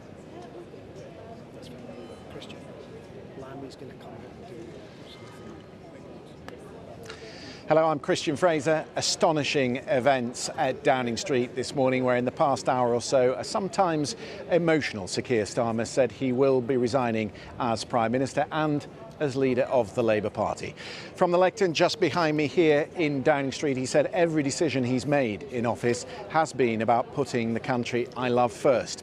Starmer said he had asked Labour's governing body to set out a timetable to replace him, beginning on July 9th and ending by the summer recess, to ensure a new leader is in place before Parliament returns in September. I can see the Deputy Prime Minister, David Lammy, coming to join us. Nice to see you. It's been an emotional morning. Give us your thoughts. Yes. Look, I've known Keir Starmer for many, many years. First as a lawyer before he was a politician. He is a good man, principled, decent, and I think we've seen in his resignation this morning the character of the man putting the country first. And when I reflect on his legacy, lifting the Labour Party from a devastating defeat, the worst since 1935, rooting out the anti-Semitism that had gripped our party and offended so much of the country, and then in office, stabilising our economy, restoring our reputation on the international stage, standing by Ukraine, those waiting lists now falling, small groats, and those crossings coming down, and lifting 500,000 people out of poverty. It is the depth of his character and his determination and his resilience and his tremendous hard work day after day in the job, and it's been very proud for me to serve alongside him. So you've just set out a record there that many Labour supporters might think, hang on, what are we doing? We're getting rid of a Prime Minister who's just delivered that list that you've set out there. For what? Today we reflect on his legacy and what he has delivered for the country. We are where we are. Well, how did we get to where we are? I mean, you sit around the cabinet. It's not for me today. Well, you sit around the cabinet table. It's not for me to reflect on. Come on, you're the Deputy Prime Minister. You sit around the table. What's been the discussion? Let me just say, I've been loyal to every Labour I don't leader dispute that, but I'm interested in the conversation. And I remain loyal to Keir Starmer, and I will remain loyal to the next leader of the Labour Party. But I reflect on his legacy. I think it's immense, and we have seen today the decency, the goodness of the man. Tomorrow is another day, and the coming weeks. And of course, parliamentary Labour colleagues will want to reflect on that and where we now are. But as someone said this, thank you. Can I just ask you very quickly? there we are. Deputy Prime Minister David Lammy making a brief statement in support of the Prime Minister. Nick Eardley, our correspondent, is with us listening to that. I was just going to ask him about the relationship with Donald Trump, because, of course, he spent such an enormous time heading to Washington before the last election, trying to ensure that that relationship was strong. And then last night we get this bizarre social media post from the American president prematurely announcing that the Prime Minister was going. Well, David Lammy still has a good relationship with JD Vance, the Vice President. But look, I mean, that is absolutely one of the questions for the next Labour leader. How do you start to rebuild that relationship with the White House? We've heard very little from Andy Burnham, by the way, about how he would do that if he does become Prime Minister, which is where a lot of the money in Westminster is at the moment. I'm really struck that what we've just heard from David Lammy was very similar to what the Prime Minister said when he resigned about an hour ago. It's trying to build a legacy. The biggest thing that Sir Keir Starmer's allies are arguing this morning is he changed the Labour Party from something unelectable, something that was in the doldrums and in a really bad place, back to something electable. You heard all the policy stuff as well, that really matters. But that also raises a question for Keir Starmer's supporters and for people like David Lammy and other cabinet ministers who've been loyal to Sir Keir, which is, are they going to turn round and say to whoever's next, you don't have much room to change things? He stood on a very centrist platform, some would say a very dull platform at the general election that involved not making big radical decisions on the economy, but trying to stick within some very set rules to deliver economic growth and to deliver more economic opportunity for people who haven't had it over the past 10, 15 years, according to the Labour Party. So that's a big question now going forward. He's obviously come out here to start the process of building the Prime Minister's legacy, or telling us what the legacy is, and he's working the line. He doesn't want to answer questions about what went round the cabinet table as much as I tried to press him. But clearly there is a conversation that senior government Secretaries of State have had with the Prime Minister over the weekend and perhaps this morning that convinced him he couldn't even stand in a contest. There is no doubt that Sir Keir Starmer has done this extremely reluctantly. We heard him 72 hours ago saying he wasn't going anywhere. He was defiant on Friday. He was adamant that he could fight this off, both publicly and privately, by the way. But I think it was when the extent of how things had changed in Makerfield became clear, and the fact that senior cabinet ministers were telling him the game was up in no uncertain terms, that's what has changed his mind. And the key thing for Labour MPs that I chat to who now think that Andy Burnham is the best person to be Prime Minister, they keep saying that Andy Burnham has shown how you can take on reform and beat them. That's what Keir Starmer was struggling with. That's the thing that scares Labour MPs most, and they now think they might have someone who can do it. But Christian, over the next few hours, the person that I'm most interested in actually is what Wes Streeting does next. His allies are split this morning on what he should do. Some are saying, look, take a job in Andy Burnham's team and avoid a big battle July, August over what the future Labour Party looks like. But I'm also told from people who know what's going on in Team Streeting that a lot of MPs are putting pressure on him to make sure he does put his hat in the ring and does have that kind of contest of ideas and test what Andy Burnham actually wants to do with number 10. So you'd struggle to go out at Downing Street and walk into Parliament over the road and find anyone who would tell you Andy Burnham is not going to be the next Prime Minister. It's overwhelmingly likely, but quite exactly how that happens is still being debated this morning. Nick, for the moment, thank you very much. As Nick says, the speculation is that it will be Andy Burnham because of the amount of support that he has, and we are being told that he is on his way from Manchester, a train that left a short time ago from Manchester Piccadilly, and our reporter Sam Harrison is on the same train. So Sam, I'm putting my trust in you here because I know signals do drop out on the train south to London, but what are you seeing, what are you hearing from Team Burnham this morning? Morning, yes. Well, welcome on board the 10:55 from Manchester Piccadilly to London Euston. Looking slightly different this morning, I think it's fair to say, than any other morning. We've just pulled into Stockport here, so in a moment you'll probably hear the beeping as the doors close and we get on our way. But it's feeling very different today because there is potentially a very important person on board. That person is Andy Burnham.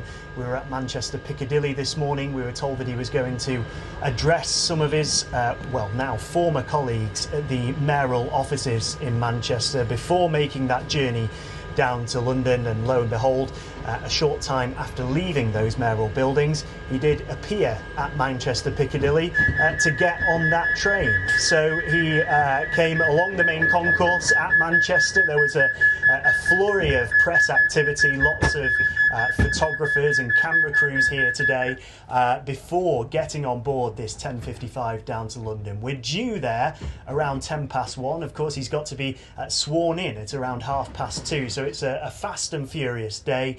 I was able to get a quick question to him before he got on board, asked him how he felt today. He said that his thoughts very much were on the pride that he feels for winning that Makerfield by-election and for representing Makerfield as well. Perhaps ironically, we're next to Coach H here. We think he's on Coach H, and they have just done an announcement saying that the aircon has failed on Coach H. So on a day that it really is heating up for him, that's probably the last thing he needs right now. But anyway, he is on his way to London Euston, as are we, and he's due into the capital around 1:10. Sam Harrison, thank you very much for that. I can tell you, while he's sitting on that train, he is tweeting on X in the last few minutes. He has declared that he will be standing in a leadership election. And Nick Eardley's just run back to me because you've got a statement from the Streeting camp. Yeah, the chances of an Andy Burnham coronation quickly have just gone up significantly because Wes Streeting has said he's not going to stand for the Labour leadership.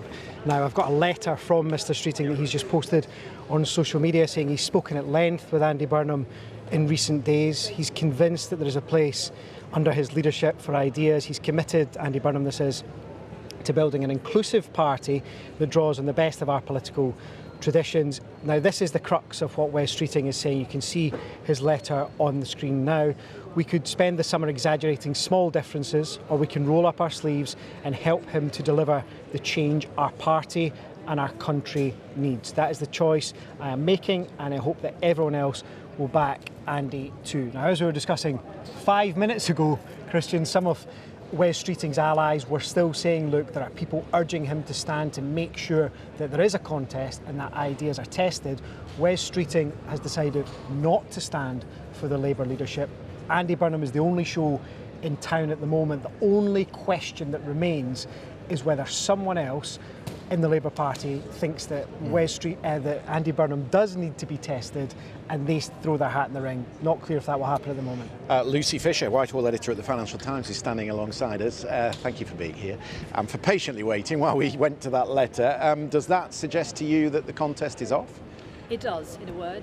Wes Streeting, the former Health Secretary, was the main challenger expected to enter a contest, and without his participation, it's hard to see anyone else throwing their hat into the ring. Of course, Al Cairns, the former Armed Forces Minister, who resigned earlier this month, had indicated his interest potentially in standing, but there had been a lot of scepticism among Labour MPs that both Streeting and Cairns were trying to keep their own leverage high in order to try and secure senior jobs in the Burnham administration. Just stay there for us, would you? Because Chris Mason, our political editor, of course, is reacting to this and getting plenty of messages, Chris, from people around Wes Streeting. What do they make of that letter? Yeah, hello to you, Christian. What an extraordinary couple of hours at Westminster. First the Prime Minister, then those pictures we were just bringing you of Andy Burnham setting off to London from Manchester, and then crucially this letter posted from Wes Streeting. Having spoken at length with Andy in recent days, he writes, I'm convinced that there is a place for those ideas, the ideas he'd set out higher up in the letter, under his leadership, that he is committed to building an inclusive party that draws on the best of our political traditions, and that he can win the fight of our lives against the forces of nationalism. That is his description of Reform UK. He says, we could spend the summer exaggerating small differences, or we can roll up our sleeves and help him to deliver the change our party and our country needs. That is the choice that I am making, and I hope that everyone else will back Andy too. There is Wes Streeting, the potential principal rival to Andy Burnham, not only folding and saying that he is backing Andy Burnham, but saying the rest of the party ought to as well. Now, as you were just reflecting there, of course it is possible that someone else was able to cobble together the necessary MPs in order to trigger a contest, but the overwhelming sentiment from Wes Streeting is that shouldn't happen. There shouldn't be, as he put it, an exaggeration of small differences, and narcissism of small differences, as one cabinet minister put it to me last night, if there were to be a long drawn-out contest over the summer. So the clearest indication yet that we could have a new Prime Minister by the name of Andy Burnham in a matter of just a few short weeks' time. Wes Streeting is a hugely ambitious politician, Chris. He was the Health Secretary. He resigned on a point of principle and was going to run for the leadership contest. Knowing this place as I do, Westminster, I don't suggest that he's done that, written that letter, without something being promised to him. I think that's relatively likely, but we don't know, do we? So we are speculating when we say that. So who knows? I mean, look, Wes Streeting is clearly a very prominent and respected figure within the Labour Party. Plenty of people, even those on different wings of the party to his, acknowledge his political skill, his knack as a communicator. So we shouldn't be remotely surprised if Wes Streeting has a pretty senior role to play in the next government. Likely, it would seem at this point, to be led by Andy Burnham. I think from Wes Streeting's point of view, looking as he did, as we all did, at the scale of Andy Burnham's victory in the Makerfield constituency just the other day, and the likely support that would mean he had instantly among a vast number of Labour MPs, and then politically, where Andy Burnham sits within the Labour Party, what that would likely mean for his support relative to Wes Streeting on the right of the party in any contest amongst the party members. I think those around Wes Streeting would have acknowledged that Mr Streeting would have been in an uphill battle, to put it gently, to beat Andy Burnham in any long drawn-out contest. And a long contest would come, yes, arguably with the upside of candidates being able to flush out their positions, the wider country getting a greater sense of who might soon be leading it, but it would also be something that would be happening very much within the confines of a political party to which the vast majority of us would be entirely excluded. And so Mr Streeting concluding publicly that would not be in clearly his interests or the party's interests, and hence that endorsement of Andy Burnham. Life is coming quick at Andy Burnham as he boards that train in Manchester. Quite a few things have changed since he woke up this morning, went to say goodbye to his staff in Greater Manchester and got on that train to Westminster.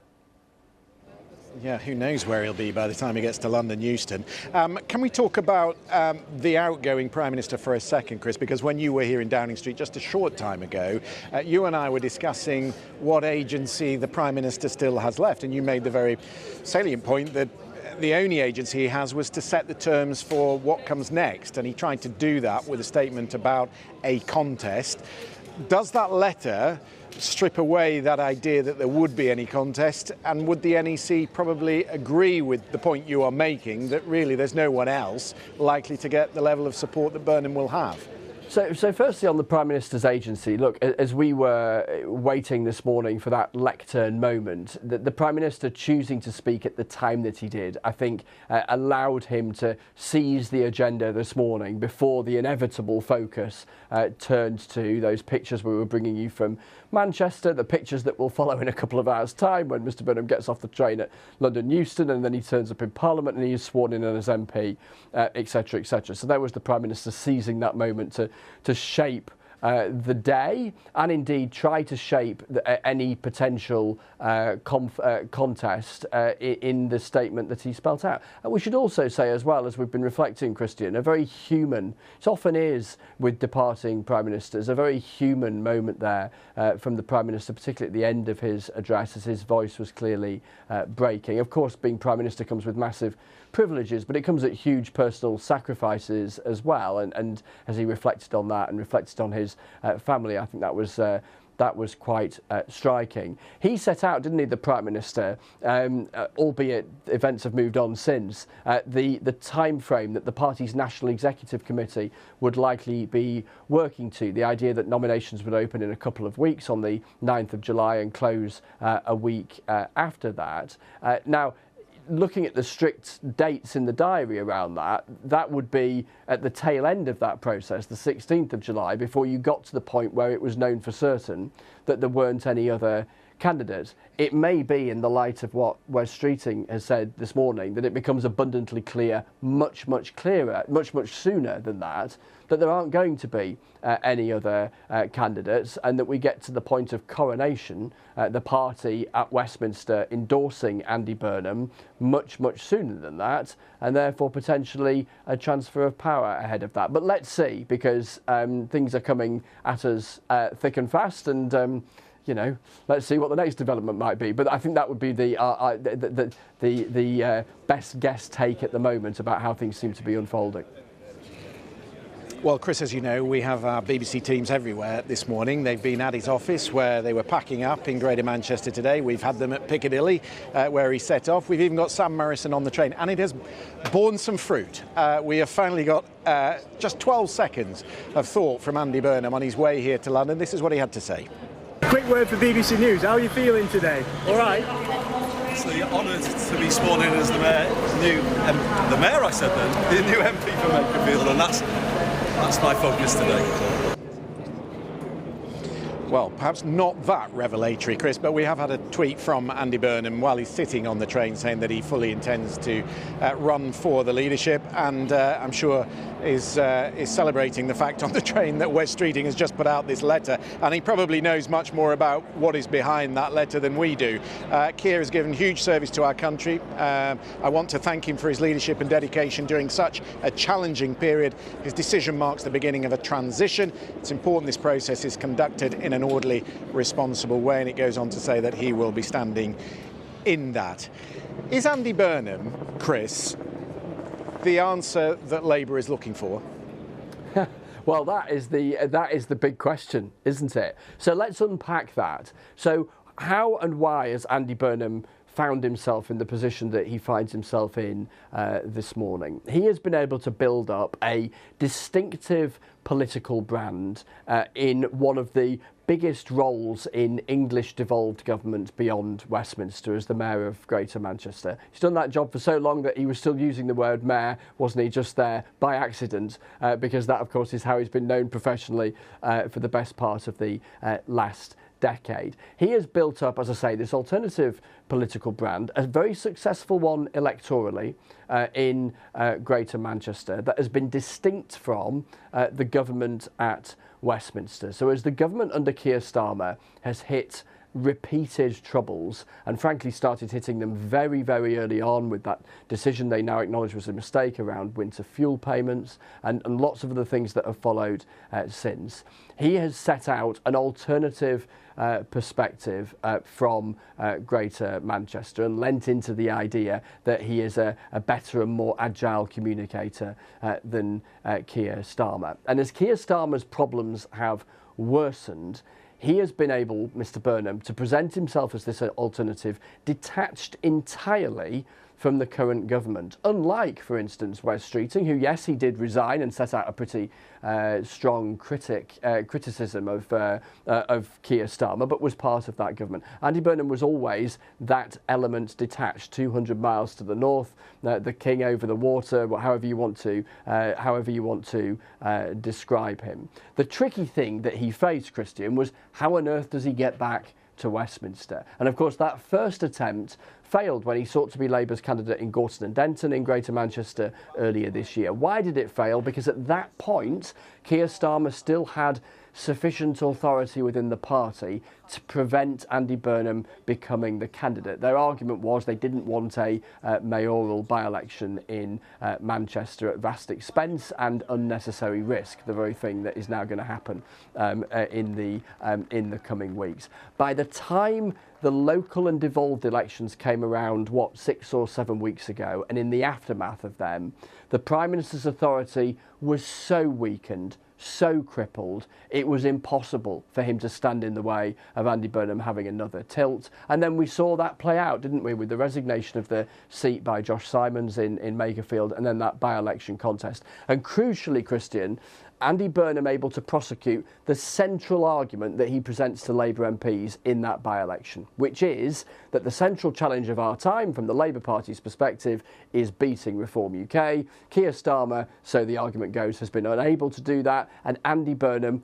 was able to do that, albeit able to do it in Makerfield in Greater Manchester, in other words, in a region where Andy Burnham is unquestionably popular. The big challenge, if, as looks increasingly likely, Mr Burnham becomes Prime Minister, is does that capacity to be competitive and to beat Reform extend beyond Greater Manchester to the wider country? And then also, what is his wider pitch within the tram tracks of Labour's manifesto from a couple of years ago, because that's what their mandate rests upon? What is his wider pitch that can revive the fortunes of the Labour Party? Is there a wider pitch there that can revive the fortunes of the Labour Party?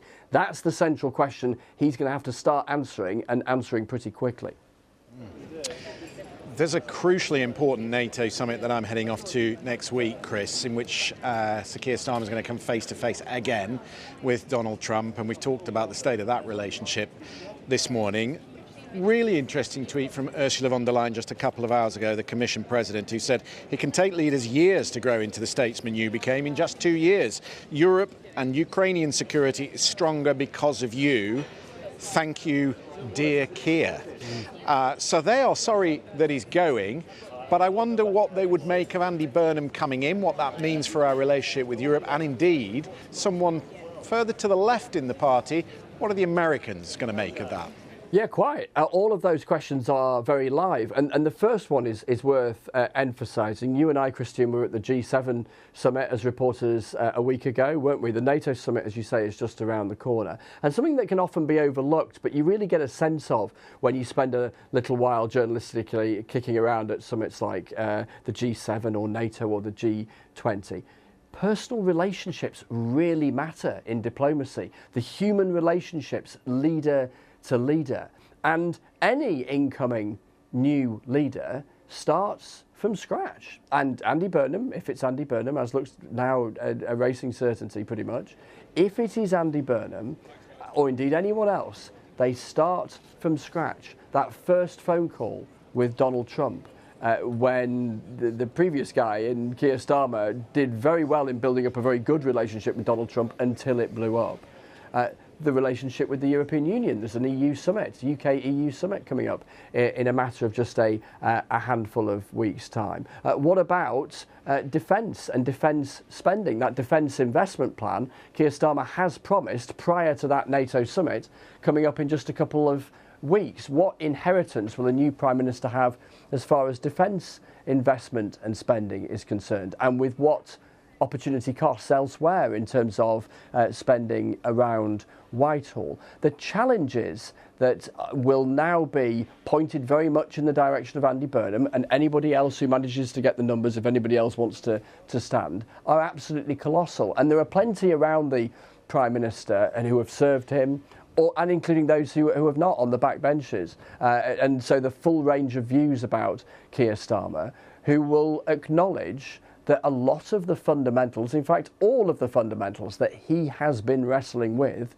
his successor will wrestle with too. And so many of them are incredibly tricky. Now, maybe Andy Burnham is better at the politics. Maybe Andy Burnham is better at the communication. Maybe he is better, although this remains an open question, at setting out a distinctive vision of what his kind of North Star is politically, so people have a greater sense of what he's about, which was a recurring criticism of Keir Starmer. But so many of those underlying societal problems will be just as live for the next Prime Minister as they were for this one. On the international beat, not least defence spending, at home when you think of things like social care. So it's a massive in-tray for a new Prime Minister, chock-a-block with problems. Chris Mason, thank you very much indeed for that. Let's go to another king of the north. We can speak to Nicky Campbell, who's just finished his Radio 5 Live phone-in this morning. Nicky, it's good to have you with us. Stability and competence used to be what made us a trusted country. A force for stability. We're on our 7th Prime Minister in 10 years. What do your viewers make of that? Well, viewers and listeners there's consternation. There is celebration. Starmer has his haters, but the nation's phone-in this morning was so busy and so passionate as well. And what's coming through, it's that famous phrase, I'm no fan of Keir Starmer, but there has been a lot of that. And it's as you say, Christian, it's, 7 Prime Ministers in 10 years, 4 in 5 years. It's like, come in number 6, your time is up. Let's just move on to number 7. And I think a lot of people are standing back, looking at the political wood from the political trees and where our country is and how our country is seen by the rest of the world. And they're saying, to use perhaps stronger language if they could, what the heck is going on? How are we going through prime ministers like Manchester United went through managers for a while? It is just extraordinary. People can't quite believe it. Of course, the Keir Starmer speech, the bit we could actually hear when the music wasn't drowning it out, was very strong, and it was, I think people thought, very emotional. I think once you hear a wobble in the voice and a tear in the eye, and I think to many of our viewers and listeners it did look absolutely genuine, I think people then kind of do say, oh well, maybe it's not going to be much better. I mean, as we just heard from Chris there, the challenges remain the same. Yeah, no, it's a reminder that there's a human being behind the story. Do you think callers are split, Nicky, on whether Labour should have a proper leadership contest, or do they just want this resolved quickly? Well, it's quite interesting because we had some Labour members coming on saying they want to have a say. We had some members of the broader electorate saying we want to have a say. But at the same time, I think there was an acknowledgement that it would be a period of instability in an increasingly unstable world. I mean, just look at some of the things people said. I wrote them down. A lot of people are blaming the likes of you and me for it, Christian, as well. The kind of media bloodlust for it. We're high on adrenaline. We're high on caffeine. We love a story, and I think there's a bit of finger pointing at the media for perpetuating this, for propagating it, perpetuating it, and facilitating it. Having said that, there's been an awful lot of politics going on as well. What else? People frustrated with the number of prime ministers, I say, that we've been through since Brexit. And Judy in Bracknell we had on, she listed the party achievements, did Judy. She could not believe, given her list of the achievements, that this has actually happened. And Elle in London came off saying her business has expanded recently. It's actually going well for her. But we had also the likes of Robin Swindon, who said it is one of the happiest days of his life. Fascinating stuff. Nicky, thank you very much indeed for that. Lucy Fisher, Whitehall editor at the Financial Times, has very patiently been waiting alongside me as we skelted around all our various correspondents. Thank you for that. Just pick up on that point that Nicky made there, that a lot of people feel we have a role in this, the media, and that we have perhaps increased the scrutiny of Keir Starmer, maybe hurried him to the door. Is it that? I mean, you're from a much sober newspaper than most, the FT. You have a more sober take on politics. Do you think the media is to blame for some of this? Well, look, I think there has been an element of distaste from some quarters of the public for what they've seen as a sense of glee at the excitement and high drama of Westminster in recent weeks. But I think if we take a longer view and step back, it's a very difficult time to be in charge of the UK. In fact, it has been for several years now, probably since the global financial crash. Living standards have been sluggish, economic growth has been very limited. People feel worse off about their living standards following, periods of inflationary spikes and so forth. So I think the economics, plays a big part in it. I think also wider than just the traditional media, social media creates a very frenetic pace. And while, of course, people are saying, gosh, it's only 2 short years since Keir Starmer won that famous majority, he has been in charge of the Labour Party for a further 4 years before that. He's been in charge of Labour for 6 years. He's sort of reached saturation point with the public potentially because of that long stint in opposition as well. And some of Nicky's listeners making the point that it's distasteful you can argue the point, whichever political side you're on, that someone's got a loud hailer and they're playing the music while the Prime Minister of our country is stepping away from the job and trying to do it in a coherent and respectful manner. I don't know how people will feel about that, but maybe it speaks more about the respect for politics and for politicians at the moment that somebody would do that. Well, Steve Bray is a bit of a one-off, I think. It's not the case I'm that not we've sure seen. It was Steve, actually, incidentally, but there were a couple down there today, so I don't know, I wouldn't want to castigate Steve, although he is normally here. But it's the point that at a moment like that, there are lots of moments for protest, and I just wonder if that is the wrong time. Well, look, I think on the other side of the coin, people may think it's a healthy sign of our democracy that, you know, at these gates, just yards from us, members of the public can come and make their views heard to the Prime Minister with a loudspeaker, with a megaphone. So there are two ways of looking at it. And as you say, there are some very angry people out there over choices this government has made and should be fully entitled to make that point. Just on the issue of whether the media is to blame, I mean, the media is framing the conversation that's going on in the country. If you look at the landslide that Labour had at the election and the way in which the May elections went, it is the people in the British public that are veering from one side to the other. Well, that's right. And in this particular instance with Keir Starmer, he has lost the confidence of his MPs. You know, the sense of panic that has gripped Labour since its disastrous results in Scotland, in Wales and in English councils across the board last month led to many MPs being very concerned about keeping their own seats, many cabinet ministers feeling that the tide had turned among the Parliamentary Labour Party and among the public. You know, it's a long time now that Labour has been lagging by many points behind reforms, sometimes behind the Tories too, in the national polls. And I think that many MPs had come to the conclusion that for Starmer, whether fair or not, the public's patience with him had run out. They had set their face against him and were no longer listening. His ability to try and claw it back, you know, was no longer possible. And therefore, with 3 years potentially until the next election, it is time potentially to give someone else a go and have that run-up space to the next election to try and save the party's position in power. A number of the U-turns were because he couldn't face down those on the left of his party, and the person who was in his cabinet who did a lot of speaking to the left of the party was Angela Rayner. Just stay with me for a second, because we've got some reaction from Angela Rayner to Keir Starmer's statement this morning. She says, "I know just how hard it is to both hold and leave office, not just on those who held it, but all those close to them too." As Keir rightly acknowledged today, he spoke with dignity and duty, and my thoughts are with him and his family. I was proud, she goes on, to serve as deputy as he led our party into government. History will remember not just the challenges he faced, but the achievements he oversaw, and I pay tribute to his record of dedicated public service. Just to add, she says his premiership saw us legislate new rights for working people, renters and leaseholders, invest in a generational boost to social housing, devolve powers to communities, the creation of Great British Energy and Great British Railway, action to tackle child poverty, and so much more. This is a record of which any Labour government could be proud. That is the statement, really, that David Lammy delivered when he came out to speak to us at the top of the hour. They are trying to define the legacy.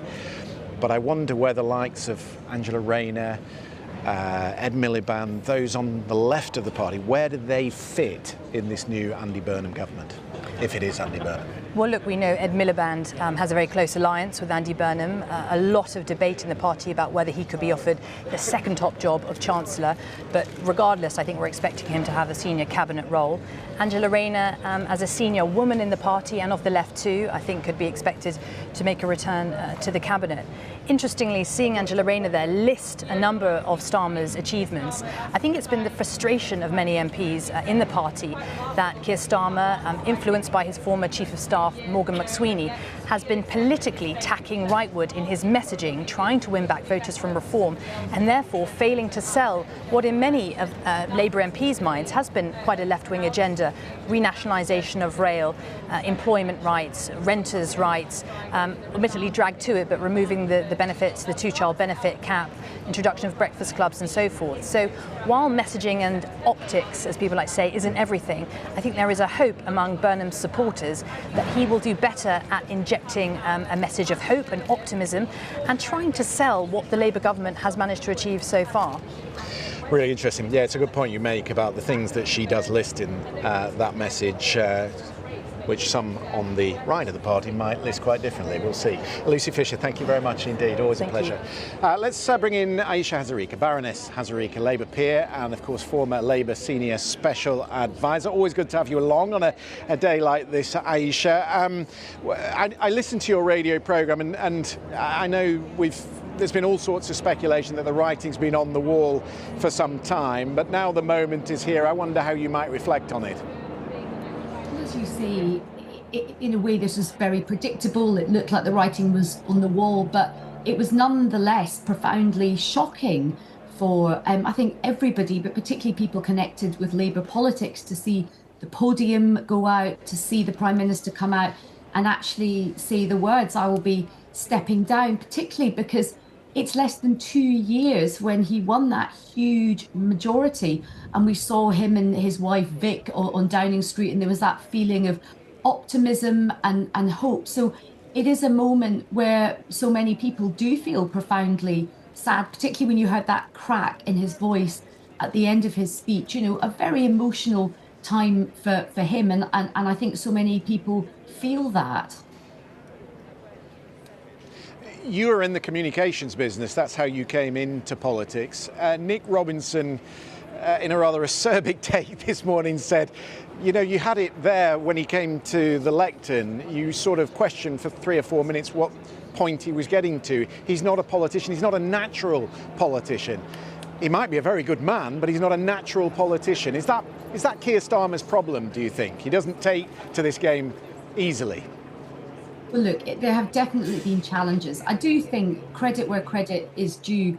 The Labour Party does not often win elections in British political history. We know that he's only the 4th Labour leader to have won, you know, huge majority. There's only ever been 7 Labour Prime Ministers in our history. So to take the party from this huge defeat, and even things like the Hartlepool by-election, where he was reported to be considering his position, and people, including people like myself, are thinking, do you know what, he might have won the leadership, but can he really ever bring the party back into power? And then did so in 2024. So he does deserve.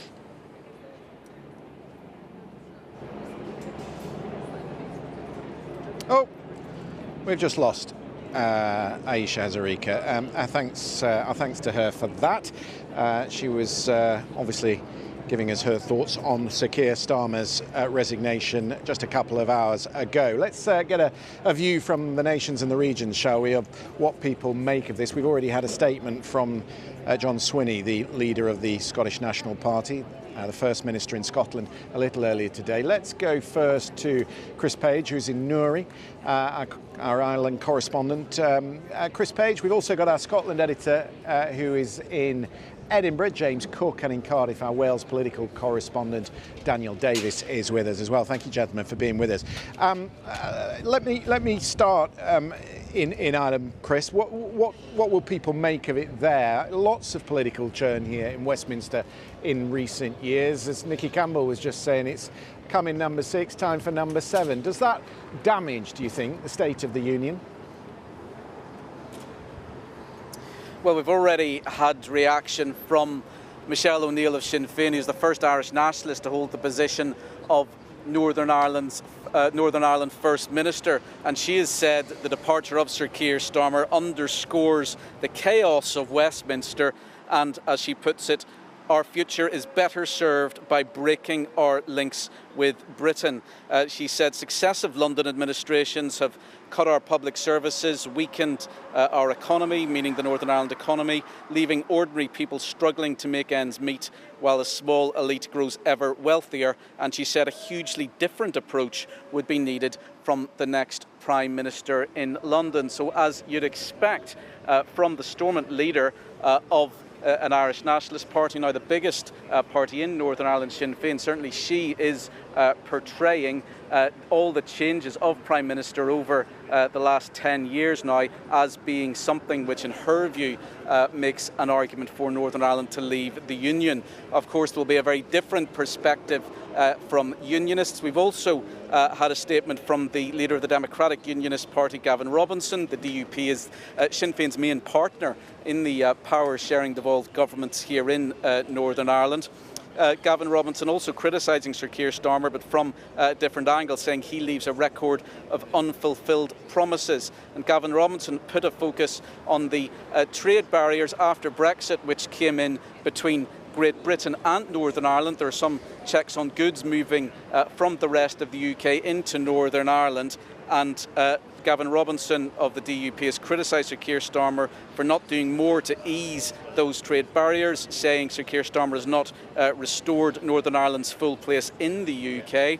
But also on two separate issues, Mr Robinson has accused Sir Keir of punishing employees and employers through tax rises, and he's also said Sir Keir has failed to secure borders at a time of growing public concern about illegal migration. Now, Sir Keir Starmer, Christian, came into office actually being more familiar with Northern Ireland than many other recent Prime Ministers. He worked here as a human rights advisor to the board which oversees the police service of Northern Ireland for 5 years between 2003 and 2008, and he said that gave him a lasting love for Northern Ireland. But as you've seen from those statements, he certainly hasn't had many friends politically here in recent times. Something Sir Keir Starmer himself has pointed to as being a success story is a reset in relations with the Irish government, which were damaged after Brexit, and also as a result of the previous Conservative government's controversial legislation on how killings from the conflict in Northern Ireland should be investigated. But relations with the UK's nearest geographical neighbour, the Republic of Ireland, have been largely put on a sure footing now. Sir Keir Starmer and the Irish Prime Minister, the Taoiseach Micheál Martin, have started a new yearly sequence of summits between the leaders in London and Dublin. So although the political dynamics here in Northern Ireland are very different from the rest of the UK, make no mistake, of course, whoever is Prime Minister in London still really matters. We're expecting lots more political reaction to this throughout the day. Chris Page and Yuri, thank you for that. Let's go to James Cook, who's in, I think you're in Edinburgh, is that right, James? Yes, in Edinburgh. We've had a statement from John Swinney. Obviously, the top part of it was warm, wishing Sir Keir Starmer all the best, but he said it's long overdue, this decision. And I was saying a little earlier, there may be some Labour MPs who got duffed up at the May elections alongside councillors there who might well agree. Yes, absolutely, that's right, and I'll come on to them in a moment. But first of all, that statement from the First Minister, the Scottish National Party leader John Swinney, just to give you all a little more of the detail of what he's been saying. As you say, warm words on a personal level, wishing the Prime Minister well and his family well, but going on to say that what is needed is a fundamental change of direction. Labour's time in power, he says, has been characterised by broken promises, poor judgment and ultimately failure. And he's talking about the wider situation that he says people will be frustrated and embarrassed that the UK's sixth Prime Minister in 10 years failed to get to grips with the challenges facing the country once again, and have no reason to believe the seventh will be any different. And that sort of gets into the heart of it, doesn't it? And sort of alludes to what Chris was talking about there, and no doubt, I imagine, what we're going to hear to a certain extent in Wales as well. Because why is there support for nationalism in other parts of the UK outside England? And there's also support for English nationalism, perhaps not in the sense of having, quite the same sense, but why are there fractured politics in these islands? Why is there a surge for nationalist support in different parts of the country? Why is the SNP now heading into its fifth term, an unprecedented fifth term in power after those Holyrood elections? And those people who support Scottish independence would say that the answer to that question is because the UK is not working. They like to characterise it here, the Scottish National Party, as broken Brexit Britain. They say, look, this is a nation of entrenched low growth, low productivity, high inequality. The Conservatives, along with the Liberal Democrats at one point, have had a crack at trying to fix it. Now they say Labour have had a crack at trying to fix it. Various Prime Ministers have had a go at trying to get UK PLC booming again and on the right track, and have failed. And the people who support independence for Scotland say, well, look, this is why they say things should change. Now, that doesn't mean that it's not a hotly contested and very vigorous debate about what Scottish independence would look like and whether or not that is the right solution for Scotland, whether that would make anything better or indeed make everything worse. And also, there's of course a debate about whether it's a realistic possibility. There is no mechanism for it to happen without the approval of the whoever happens to be in the UK government in terms of holding a referendum. So, Christian, I'm not overstating the idea that Scotland's suddenly going to become, charging towards independence because of what's happening at Westminster. But what I'm saying is that what's happening here, the continued instability, the continued change of personnel, definitely gives a boost to those who argue that the UK isn't working well and needs to change. And so to come to the opponents of that position in Scotland, they say, well, hang on a minute. The Conservatives would say, we've just won a by-election in Aberdeen South, and we've won that partly, they say, because the SNP's policy on a crucial industry for Scotland and the UK, the North Sea oil industry, was unpopular with voters in that part of the country, and also Labour's position on North Sea drilling was, they say, unpopular. And as you say, there's an active debate about that. The key thing to remember here, I think, is that Labour fell from second place in the two by-elections that have just happened, Aberdeen South and Arbroath and Broughty Ferry, to fourth in this election. And Anas Sarwar, the Scottish Labour leader, caused a huge stir during the Holyrood election campaign by saying, look, the Prime Minister, in my view, should go. That might have been controversial at the time. We're maybe going to hear from him later on today, and I wonder if he'll be saying, look, I was vindicated, I told you all along. And actually, as you say, Christian, maybe Labour would have done a lot better, and maybe all this debate about the constitution's overheated, and Anas Sarwar will no doubt say, and the focus should be on fixing and improving public services here in Scotland. Yeah, be interesting to hear from Anas Sarwar today. James, thank you for that. Let's go to Daniel Davies, who's in Cardiff. Let's apply some of that theory then to the situation at the Senedd there in Cardiff. Do you think that instability strengthens Plaid's position in Wales? Well, it could do. I mean, Plaid's offer to voters was that at the elections for the Welsh Parliament, the Senedd in May, was that it was time for a change after decades of Labour dominance in Wales.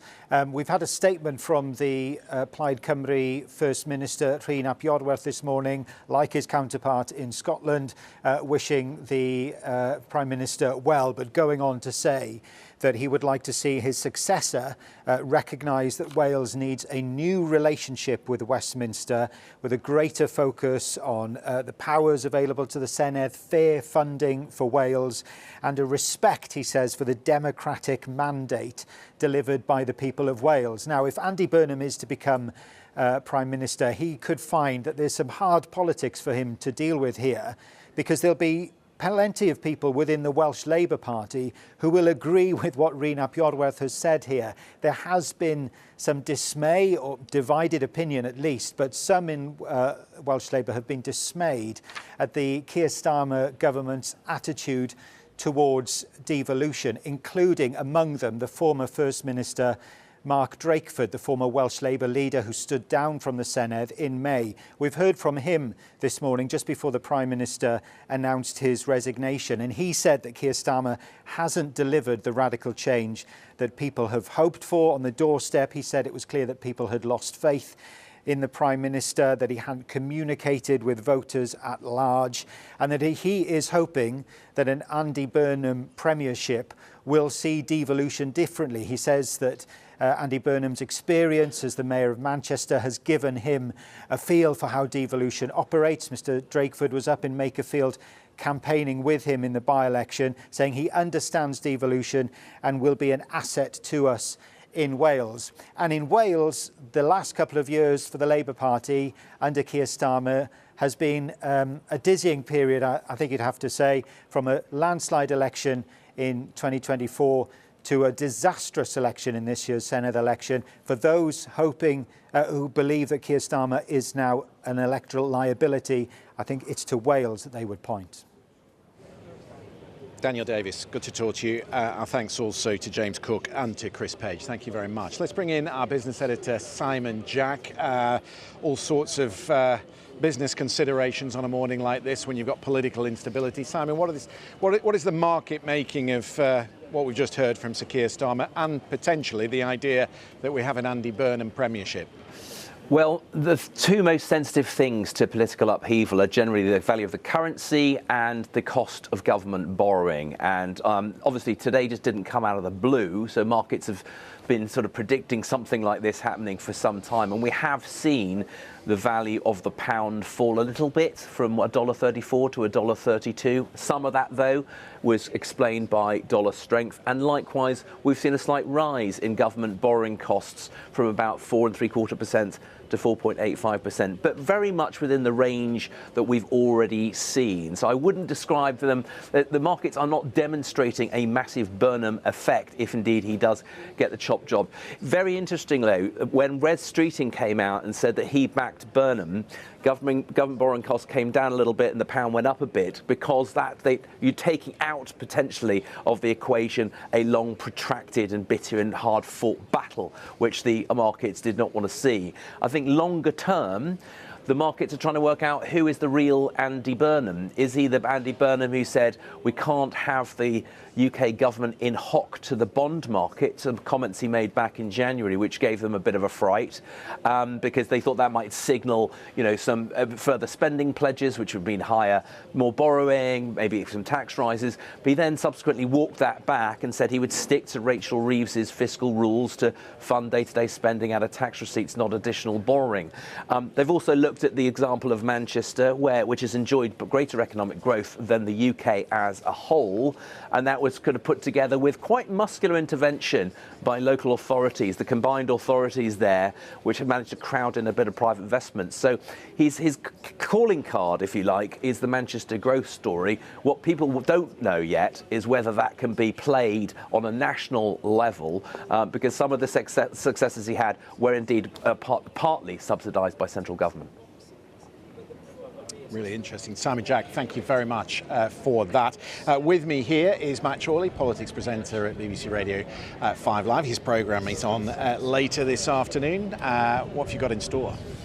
I'm just trying to make sense of what happens now, really. So I'm on air from 1 till 4, so in the middle of that, Andy Burnham will be sworn in, because he's still not yet an MP, even though he's having, the crowds of people. It's only halfway to Euston, yeah, he might be leader by the time he gets to London.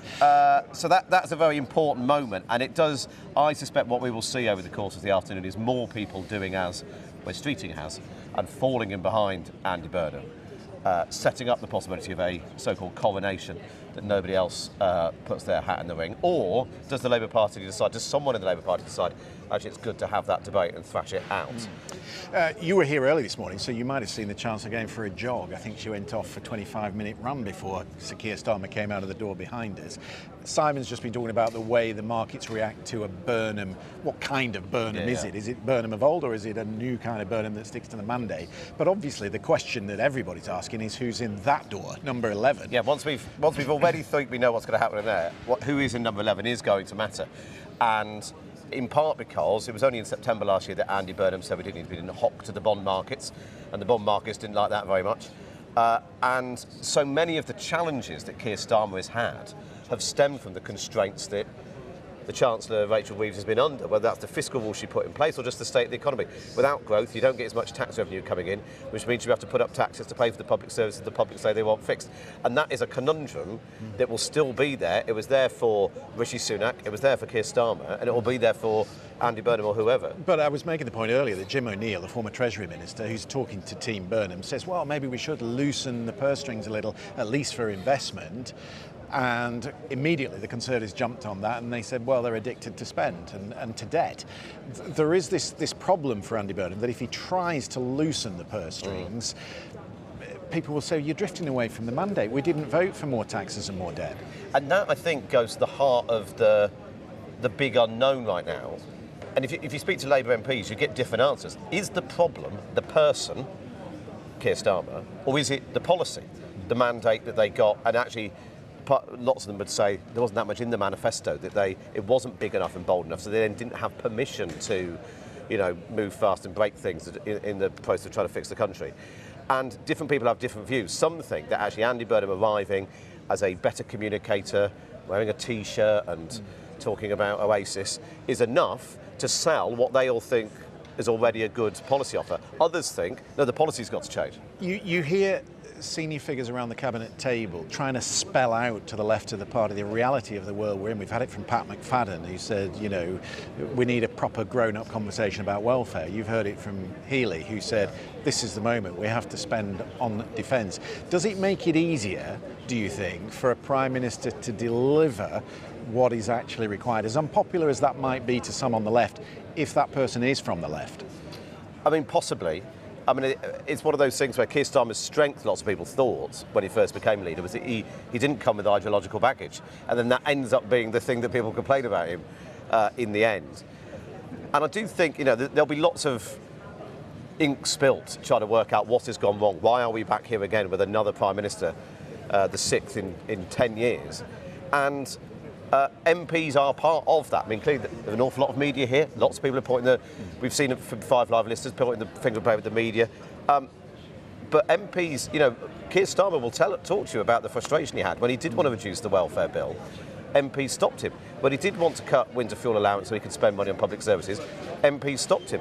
When he said he wanted to try and find money for defence, MPs weren't willing to cut something else to do it, including some of his own cabinet ministers. So there is going to be a challenge there for Andy Burnham, and while some are excited, some are using the word hope, they finally got hope now with Andy Burnham about the possibility of being reformed. Others are saying, you know, that not all of them are fans of Andy Burnham, and lots are actually pretty cheesed off about this entire performance. We all have a role in this. But Nikki, from your station, Nikki Campbell, who's been listening to people this morning on his phone in, said that a lot of people are blaming the media. You're blaming politicians who, you know, pull the Prime Minister this way and that over policy. The public have a responsibility in this on social media. We all have a responsibility. How do we get back to a more stable, sober art of politics that we used to be known for? Yeah, not that long ago. I mean, although it was David Cameron 10 years ago, he resigned this week, in fact.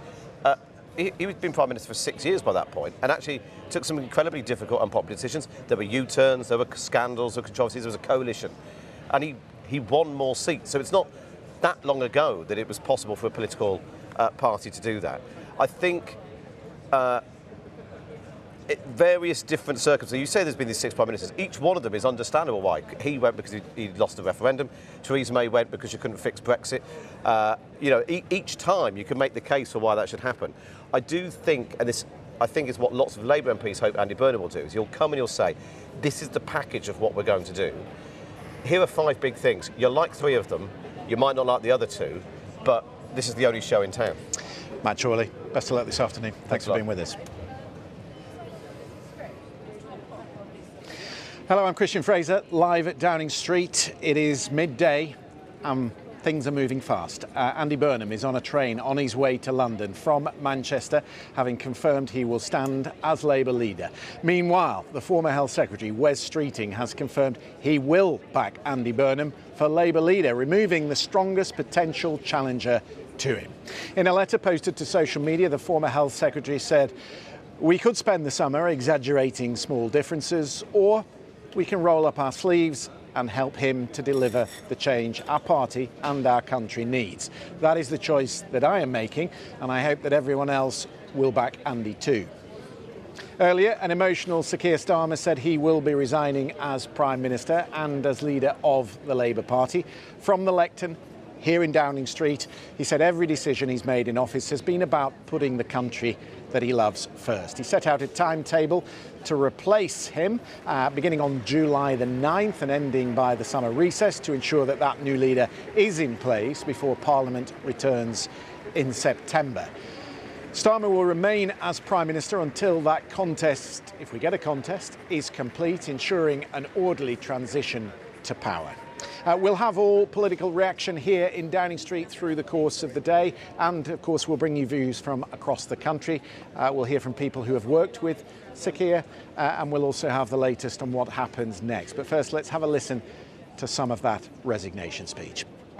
But I know the question being asked now is not who was best placed to change the Labour Party, to take us into power and to begin the vital work of improving lives for millions of people. Those questions have been answered. The question my party is asking now is whether I am best placed to lead us into the next general election. I have heard the answer of my parliamentary party to that question, and I accept that answer with good grace. Every decision I've taken has been about putting the country I love first. That is why I will resign as leader of the Labour Party. I have spoken to His Majesty the King this morning to inform him of my decision. I will ask the National Executive Committee of the Labour Party to set out a timetable with nominations opening on the 9th of July and completed by the summer recess. In the case of a contest, this will ensure a new leader is in place before Parliament returns in September. I will remain in post as Prime Minister until the contest is complete, and I will do everything I can to ensure an orderly handover of power. I will also give my successor my full and unequivocal support, knowing that they will inherit a Britain that is far stronger and fairer than the one I inherited 2 years ago, better prepared for the challenges ahead, and better able to ensure the Labour Party secures a second term in office.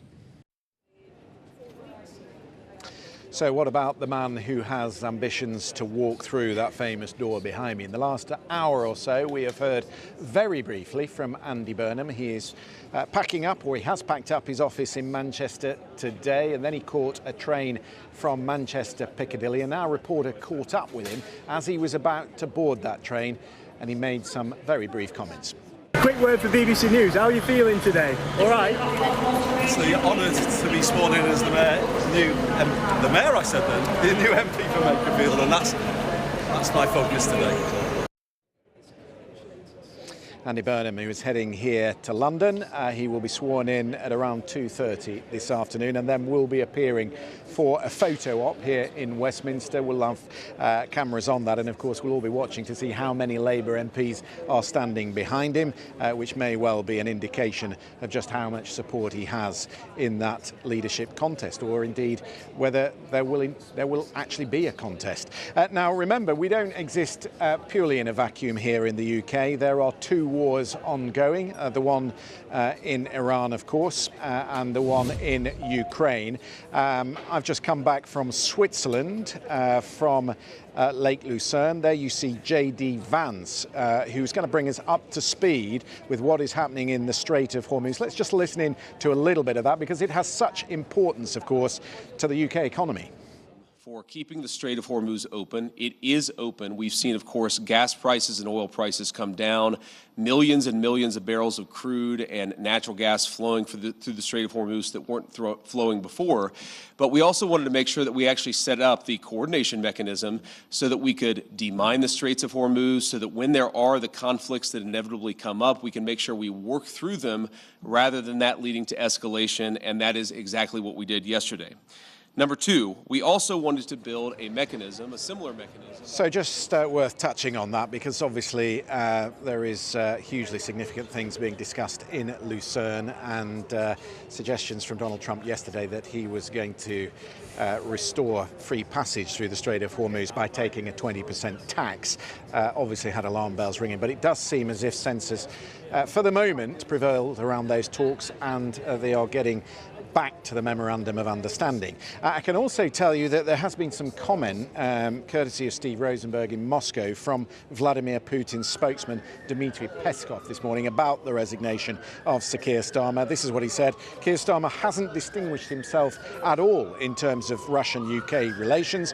He was always a supporter of maintaining these relations at the very lowest level, which we currently see. We don't remember anything noteworthy about him in the job. Many questions are being asked about whether things might get better after he leaves. It's unlikely that anyone on the British political scene will have a different position. So the Russian and the Kremlin putting all the onus on Sir Keir Starmer, despite, of course, playing quite a significant role in the state of that relationship. Let's bring in our political correspondent, Nick Eardley. No fans in the Kremlin of Sir Keir Starmer, but I'm guessing that will come as no surprise to anyone here in Downing Street. I think you're absolutely right on that one. The audience for Sir Keir Starmer was his party and his country, and you know, his allies are already trying to carve out something of a legacy, which I actually think the Labour Party will afford him, because although he became incredibly unpopular over the last few months, most people in the party would acknowledge that he was in it for the right reasons and they think he was a good person. So what is that legacy that he's trying to carve out? The biggest thing that he talked about and his allies have been talking about was changing the Labour Party, taking it from historic defeat to historic victory in a general election. You heard him talking about making the country fairer, some of the things that the party has done on workers' rights it's particularly proud of, even if some of them have been highly controversial and maybe up for question now, although probably not from Andy Burnham. The immigration figures he's proud of, NHS figures he's proud of, and I do think we'll hear more of that over the course of the day. But Christian, actually I think we've stood here before when Prime Ministers have resigned. We've got pretty used to it in Westminster. The story moves on incredibly quickly, and although Sir Keir and his allies are talking about what they see as his achievements, Labour MPs are already turning their heads to what comes next, and the overwhelming likelihood is that's Andy Burnham. I'd say there's a 99.9% chance that Andy Burnham is Prime Minister within weeks. He will arrive in Westminster this afternoon, and that is also a big moment because he will immediately face scrutiny about exactly what he wants to do in that building. If there is no contest, if no one stands against Andy Burnham, how quickly can he be through that door? Because the longer that Sir Keir Starmer hangs around, there will be some concern that things start to drift. And we've just been talking about foreign policy. Well, we've got a hugely important NATO summit next week. There are things to discuss with the Americans about the state of Iran and the coalition that the UK will be part of in opening up the strait. There's all sorts to discuss when it comes to Ukraine and supporting that effort there. Not to mention the domestic agenda, which is crucially important. I mean, we can't afford a summer of drift, can we? If Andy Burnham is indeed going to be the man. If it is just Andy Burnham, he will probably become Prime Minister in mid-July. But it wouldn't surprise me if there is a big conversation actually about whether that should be sped up. Already Kemi Badenoch, the Tory leader, has been saying, well, what are we waiting for? It's going to be Andy Burnham. Why are we waiting another month or so?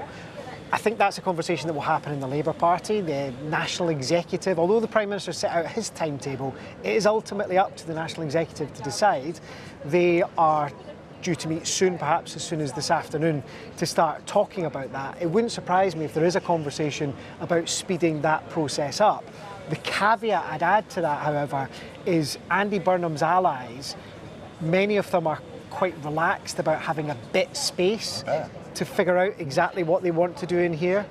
But that's also a remarkable situation to be in, because I was up in Makerfield last week when Andy Burnham became their new MP. If you chat privately to his allies, some of them will say, look, we're still finalising our plan for power, exactly what we want to do. We're all talking about Andy Burnham almost certainly being Prime Minister in a month's time or in a few weeks' time. The fact that we don't know exactly what he's going to do and his supporters are still working out exactly what that plan is, I think will make some quite nervous. Nick, for the moment, thank you very much indeed. Let's bring in James Lyons, who is Sir Keir Starmer's former Director of Communications. No doubt, James, you're reflecting this morning on where this went wrong for Sir Keir. Was it an issue of communications? I don't think you can put it down to communications, no. And, I think the Prime Minister had 3 or 4 different communications teams in under 2 years and another one in opposition. So I don't think it was that. Look, if you want to look at where was it about his ability to deliver the message? Well, look, I think if you want to look at sort of where it all started to go wrong, I think, it's hard to look past that first decision to cut winter fuel payments. And, that is still brought up by voters on the doorstep. But if that was the government's original sin, then it was the welfare vote last summer, which kind of cast him into political purgatory. And, clearly that was a big dent in his authority.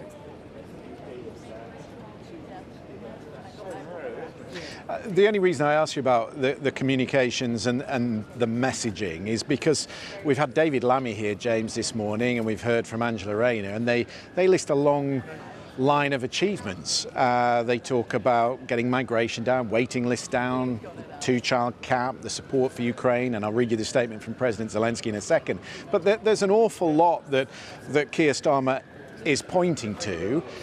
So why were the Labour Party and the members of the Parliamentary Labour Party not prepared to give him more time?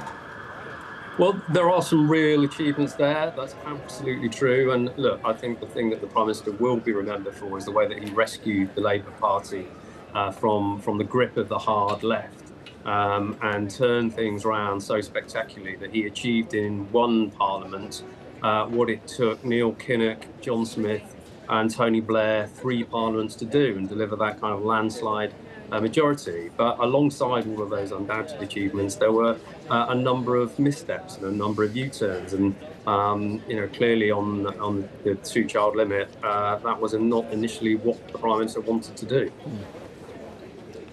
We're looking at him mingling with members here after this big photo opportunity after the election. Do you think, James, he feels betrayed? Do you think he feels they let him down in some of the ways that they put pressure on him to U-turn at a critical moment? Undoubtedly, I think the Prime Minister will feel deeply frustrated and probably very angry about the way that things have played out. I have no doubt that in his own mind he believes himself still to be the right person to be leading this country in the time of such international turmoil, but the problem was that fundamentally not enough of his Labour MPs shared that view. In terms of Andy Burnham, you might just have heard Nick Eardley speculating that Andy Burnham's team would like more time, but I guess the probability is right now that West Reading is not going to run against him, that he could be in office in July. Do you think he needs time to think about his cabinet and the political project that he's going to follow through on? Well, I predicted when Andy said he was standing for Makerfield that if he won, he would be in Downing Street fairly quickly without a contest. And that does seem to be where we're going. And I think, look, one of the things about being Prime Minister is you never have enough time. And a lot of what you're judged on is how you react to events rather than what you've set out to do in the first place. And as soon as it becomes clear that Andy Burnham is de facto the next Prime Minister, that's when the clock starts. Your popularity and authority only tend to go one way from there, and so you need to get on with it. James Lyons, always good to talk to you. Thank you very much indeed for that. Let me read you then that statement that we've had from President Zelensky. He's just posted on X in the last few minutes. Keir, thank you for all our cooperation, your support and the joint decisions that have helped make our Europe and our protection of life stronger. The United Kingdom, he says, has been, is and will remain among the world's leaders. Here in Ukraine, we deeply value Britain, and every meeting and every conversation we have had has always been filled with real substance. Thank you for always being in touch, always engaged and always striving to do what is needed and what will truly help. I wish the United Kingdom and all the British people every success, as well as realisation of your national goals. We have confidence in Britain. Keir, you are always a welcome guest in Ukraine. That is the statement from President Zelensky, who was with Keir Starmer last week, of course, in Evian-les-Bains. Joining me here, Financial Times political editor George Parker and Alva Ray, political editor of The New Statesman. Good to see you. Things are moving reasonably quickly. Andy Burnham is on his way here for a swearing-in ceremony this afternoon. West Reading is stood aside. Sir Keir is going. What happens next?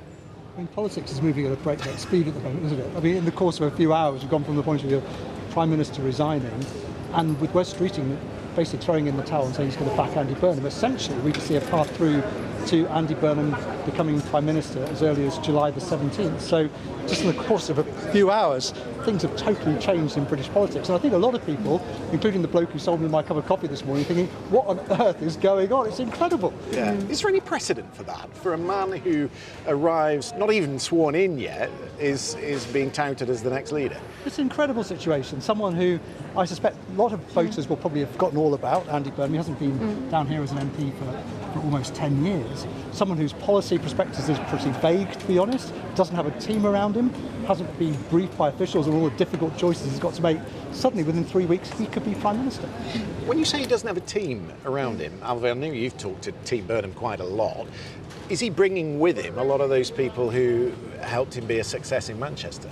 I think that that's part of the plan, definitely. There are some key people. He has a long-standing chief of staff called Kevin Lee, who's been really his right-hand man through his whole time in Manchester. There's some other people, Kate Green, Deputy Mayor. She will be sort of forced to resign 3 days after Andy Burnham, so she'll be free to come down to Westminster to support him. There's some other kind of key advisors who've been up there in Manchester, but there are also quite a few people who are already down here in London who have been here in Keir Starmer's Labour Party, who've been supporting the Burnham campaign or who kind of want to get on that. I mean, George will be experiencing this too. There's just so much politics behind the scenes in terms of who wants to be on Andy Burnham's team. I planned to write a piece for the New Statesman.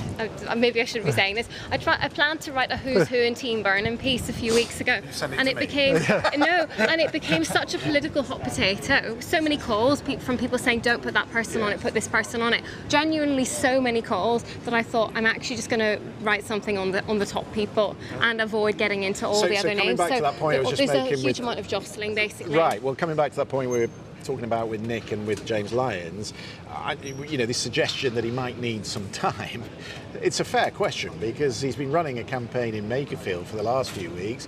It would be presumptuous to start thinking about who will sit in cabinet and in what positions, and indeed which part of the mandate you're going to stick to.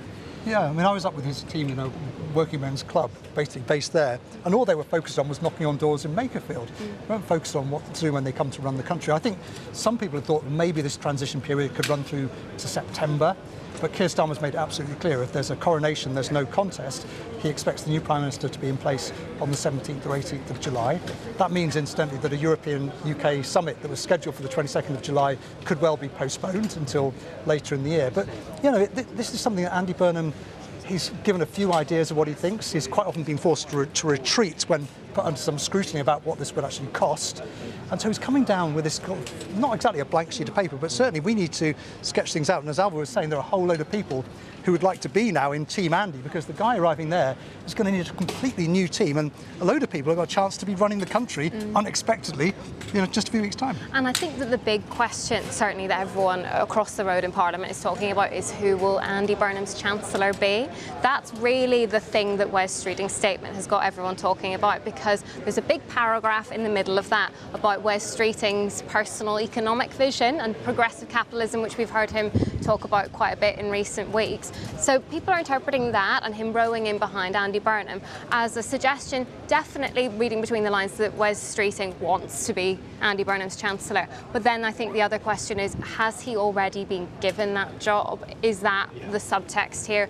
Which, behind him, rowing in behind him so early and talking about the economy. And if it was a Wes Streeting in number 11, what does that signal? Because there was some speculation over the weekend it might be Ed Miliband. Yeah, I mean, I think if it was Wes Streeting, it would be a kind of continuity of the kind of quite rigorous, fiscally tight policy that Rachel Reeves has been pursuing in the door behind us. And Chris Mason was making the point that actually he did deliver in the NHS. I mean, he has a record that he can point to of delivery, which some would say is exactly what we need in number 11. That's true. And Ed Miliband would be a totally different kind of Chancellor, someone who's got this big green agenda, someone who, frankly, is not liked very much in the Treasury because they think his green policies are doing damage to the economy. So he would be a different kind of choice. I think if you were talking about FT readers, business people, the markets, they would prefer to see someone like Wes Streeting on the right of the Labour Party coming in to the Treasury than someone like Ed Miliband. But it's just, in terms of the Labour politics of this, it's an absolutely explosive decision either way. You know, Wes Streeting and Ed Miliband are both Marmite characters. They're not unifying figures. So Wes Streeting, along with everything George has said, would be a signal that Andy Burnham is not being factional, that he's reaching across to another part of the party. This is broad-based, getting the best people in together, and then probably Wes Streeting, while being fiscally responsible, delivers something. He calls it progressive capitalism. Andy Burnham calls it business-friendly socialism. Tries to do something a bit more radical than what we've seen from Keir Starmer and Rachel Reeves, but maybe not as radical in flavour as Ed Miliband. But just on that point about it being explosive, there has been an expectation among lots of people that it would be Ed Miliband, and I think that is going to be a really interesting decision if he has chosen Wes Streeting. That will, for some people, feel like an early betrayal from Andy Burnham. And there are other people, you know, who are mooted to be on Team Burnham, who are very close to Ed Miliband, and you still think he'll be an influential figure in an Andy Burnham government. But there's been this sense that Ed Miliband has put a lot on the line behind the scenes, supporting Andy Burnham. I'm not sure how this will land, and you would imagine it is possible as well that he could be in one of the other big offices of state, and that's at the Foreign Office. And we've just been reporting the outside world is knocking on the door. We've had statements from Ursula von der Leyen, and they, of course, are acutely aware of what this means, a change of the guard here in the UK. We've got JD Vance on stage in Lucerne, and we've got, of course, statements coming from President Zelensky, who wonders what it means for him. So the outside world is never far away, and it does impact on the UK economy more than it ever did at this current moment in time. So, I've been asking the question this morning: Can you have a delay in handing over the keys when all that is at stake? It's a really good question. I think Andy Burnham will need to have a real heavy hitter in the Foreign Office. We don't really know an awful lot about Andy Burnham's foreign policy. His real focus has been on building council houses, building new railways, not on the foreign affairs stage. There's been some talk, probably quite wild talk, that he might even bring back David Miliband from America to be his foreign secretary. That would be a double blow for Ed Miliband, wouldn't it? Two Milibands in the cabinet. That would be interesting. Well. Do you think? We've got world viewers watching as well. Do you think an Andy Burnham premiership would take the UK closer to Europe? Because he's certainly signalled that he's more open to that idea than Sir Keir Starmer was. I mean, he has said that in his lifetime he'd like to see Britain rejoin the European Union, which is something I've not heard Keir Starmer say. He's rode back a bit from that. You always run up against reality when you're talking about these things with the EU. And I think Keir Starmer has been engaged a bit more in that reality in his negotiation with the EU. How far you can go, how far the EU is prepared to move in your direction. But I think Andy Burnham, at the very least, will be at least as pro-European as Keir Starmer, probably more so. And would he deliver on the defence spend? Well, he's signalled that he will, but it's, that will be the immediate task for any person going into number 11 under Andy Burnham, like trying to find the money for that. I think that is still maybe a sort of long-term ambition. Those kind of questions are not really resolved yet at all. Albert, George, always a pleasure. Thank you very much. I guess you've got a very busy day ahead of you. Plenty to write, plenty to cover over the next few hours. Thank you very much for that. Let's bring in Jonathan Tong, who is Professor of Politics at the University of Liverpool. Thank you very much, Professor, for being with us. We should start with the rules, because a lot of people will be scratching their head today, listening to us put Andy Burnham in number 10 without a contest. What are the rules? What should happen next? Well, the rules are that anyone who wants to stand for the Labour leadership, nominations open on the 9th of July. You'll need substantial support from within the Parliamentary Labour Party. 20% is the entry barrier, 81 MPs. And the nominations will close a week later, the 16th of July. I think it's almost inconceivable that any Labour MP will want to take on Andy Burnham. Why would you, when you're going to lose? I think the issue today was always going to be whether it was going to be ABC Andy by conference, the Labour Party conference in Liverpool at the end of September, or whether it was going to be a coronation, and we're very much looking at a coronation. Wes Streeting might have been capable of entering the fray. He probably would have had enough MPs to have done that, but he's already decided to turn it in. So power will transfer very quickly, and in some ways power transferred at 3 o'clock in the morning in Makerfield last Friday. But in terms of the formalities of this now, Andy Burnham will almost certainly be declared the new leader of the Labour Party on the 16th of July.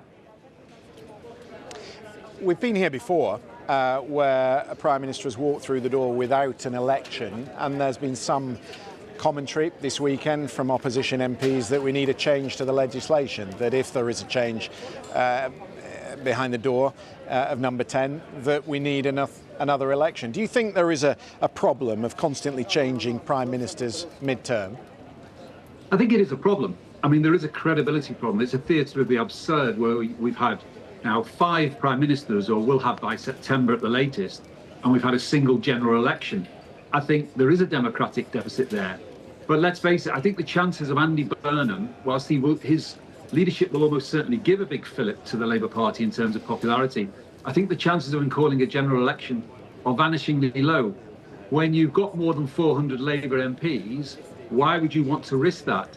I mean, yes, Andy Burnham, you could argue he's the miracle man of Makerfield, but 25,000 votes there does not solve Labour's electoral ills. If you looked at the 2 other by-elections that night, Labour's percentage vote dropped by an average of 18 points. It would be monumentally risky for Andy Burnham to go to the country. You know, he may have seen off reform locally in his northwest heartland up here, but, you know, frankly, by the autumn, as early as that, the gloss may wear off. And I think I just don't think he's going to risk a general election with a majority of that size. I think you're right. I mean, there could be a bump, and it could well help him in the immediate term, but that honeymoon period will be short. And then, of course, if you lose 100 MPs, you're in a very different ballgame. But I just come back to that point, because a lot of our commentators today have talked about the churn at the top of British politics, and I wonder if you did introduce that piece of legislation to demand an election if there is a change of leader. In fact, that would stop some of the positioning that we've seen within the Conservative Party and within Labour, because let's face it, both parties aren't very popular in the country at the moment. Maybe they would think twice about replacing their leader. It would in some ways make things worse, because it would turn a party system into a presidential system in which we became even more obsessed with the person at the top. I mean, the argument for change here is that, look, Labour, it was Labour, not Keir Starmer, that was given the big parliamentary majority at the last election. Yes, Keir Starmer was leader of the party, but no more than that. And therefore, Andy Burnham, should he become leader of the Labour Party, is perfectly entitled to govern as Prime Minister. Do we really want to turn it into a more presidential system? I suspect if you put that to the country, people would be less in uproar over the fact that, you know, we're having those 5 changes of Prime Minister. But ultimately, I do think we need a period of calm here. I mean, the regularity with which we are changing Prime Ministers is becoming, you know, something of an international laughingstock. We do need a process of continuity. But this again will come down to whether Andy Burnham's popularity, which is undoubted at the moment, particularly here, but will it survive prolonged contact with 10 Downing Street, with all those difficult decisions to be made? Which members of his current mayoral team up here in the Northwest will he take down to run 10 Downing Street? What will it be the members of the cabinet? I mean, Wes Streeting, I'm sure, is either going to be Chancellor of the Exchequer or Foreign Secretary. I think you've got to give Wes Streeting a job of that seniority now, given that the one potential challenger has stood aside. And I suspect that the cabinet very shortly will look very different from the one that is currently in place under Keir Starmer. There's no point Andy Burnham coming down and being some sort of northern continuity Starmer, just Starmer with a different accent. He's got to be more decisive. He's got to put in his own team. And I think you're going to see very substantial changes to how the Labour government looks. But in saying that, John, presumably what you're saying is that the party's going to move perhaps more to the left, and that the cabinet will reflect some of what Andy Burnham is. You say he's entitled to be the leader. Is he entitled to set the mandate that Keir Starmer was given aside, the manifesto aside, when that is what the British people have voted for? Well, Andy Burnham has indicated that he will stick to the fiscal rules upon which Labour was elected, although I think there may be some recategorisations of spending to allow some flexibility with those fiscal rules. The simple truth is we don't know what an Andy Burnham premiership will look like. We know what Greater Manchesterism looks like under Andy Burnham. It's about Andy Burnham spending a lot of the day actually attracting private sector investment into Greater Manchester, achieving economic growth at a level not seen in the rest of England, and that allowed him to be the nice guy in Greater Manchester who could hand out nice goodies to local people in terms of cheap public transport, coming under local state ownership. Trying to replicate that at a national level is mighty difficult, though. If you wanted to take, for example, water and energy under some sort of state control or greater regulation, it costs potentially an awful lot of money. So yes, you can argue the Greater Manchester model has worked, but Andy Burnham's faith in its exportability, I think, is going to come under severe test very shortly. Professor Jonathan Tong at the University of Liverpool, thank you very much indeed for that. I'm very conscious that people will be joining us and not across all the detail that we've had this morning, and believe you me, it has moved particularly fast this morning. So let me bring you up to speed. Just after 9 o'clock this morning, Sir Keir Starmer came out here onto the steps of number 10, took his position behind the lectern and announced that he was going to leave office, setting up, he said, a contest, although he suggested in his statement that he would be staying on until the contest has run, with a new Prime Minister in place in September. In the north, Andy Burnham has left Manchester on a train from Manchester Piccadilly this morning, coming down here to be sworn in as the new MP for Makerfield. There you see him surrounded by his team on his way to the train. And from the train, he has sent out a tweet indicating that if there is a contest, then he intends to stand in it, also paying tribute to Sir Keir Starmer's premiership. But the bombshell announcement we had just an hour ago came from Wes Streeting, who, of course, we expected to run in that leadership contest. He has said that he's not going to do that. He's going to put country before his own ambitions and before party, he says. A spokesman for Wes Streeting has said in the last hour that he has not done any deal with Andy Burnham. There's no deal, they said. Wes hasn't done this because he's been offered a job. He has done it because it is the best way forward for the country. But of course, there is all manner of speculation that someone of his ability and capabilities might be in a new Burnham cabinet, and there is also speculation that maybe he could become the next Chancellor or indeed the next Foreign Secretary. So let us replay for you the statement that we had from Sir Keir Starmer just a short time ago. We'll play that to you in full, and then we will get some reaction to it from the historian Sir Anthony Selden. Have a listen. Thank you. Walking up this street 2 years ago was the proudest moment of my life. A new Labour government, the first in 14 years. A page in our country's history turned after years of disappointment and despair. The chance to change the lives of millions of people for the better. That's what I came into politics for. The journey to that point was not easy. 6 years ago, I inherited a Labour Party that was politically, financially, and morally bankrupt. I was told time and time again that my party was finished, that we were consigned to history, that a majority at the general election, let alone a landslide majority, was impossible. But we proved those people wrong, because we changed our party, ripping out the poison of anti-Semitism, restoring trust on the economy, defence and national security, and becoming a party that once again stood proudly with, not against, our national flag.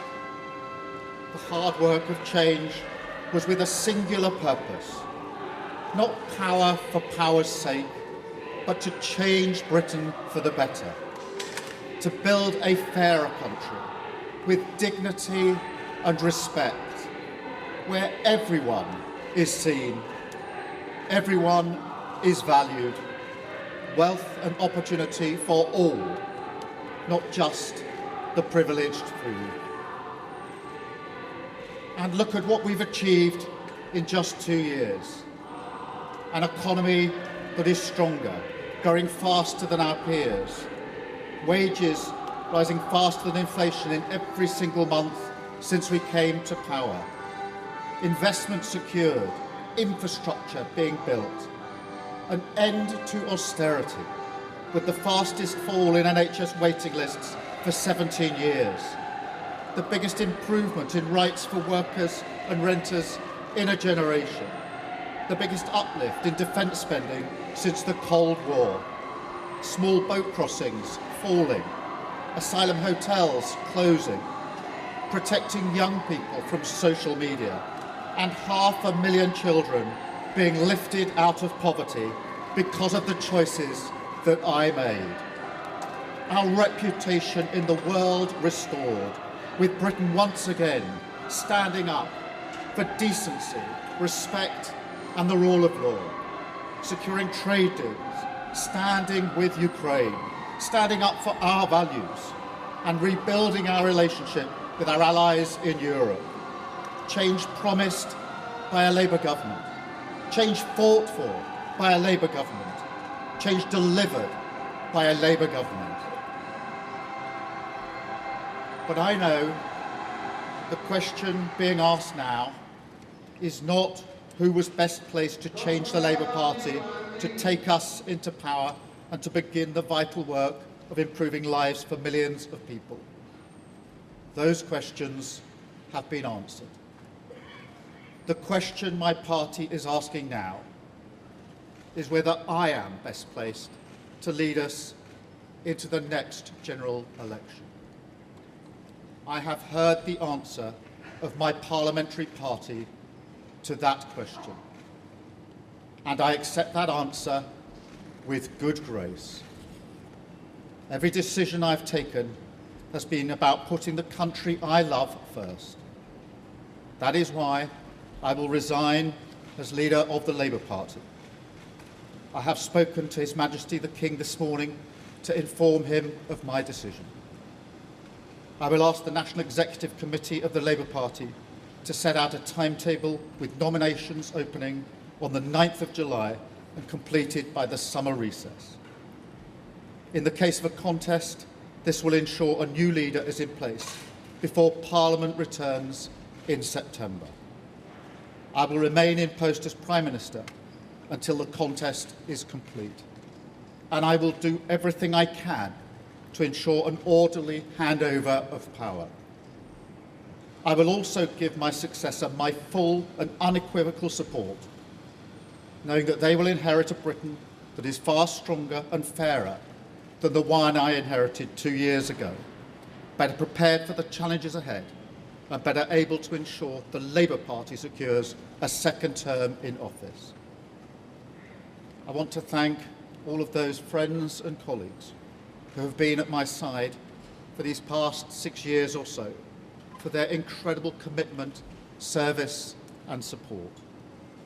I want to thank the brilliant Number 10 staff and our country's extraordinary civil service who dedicate their lives to public service.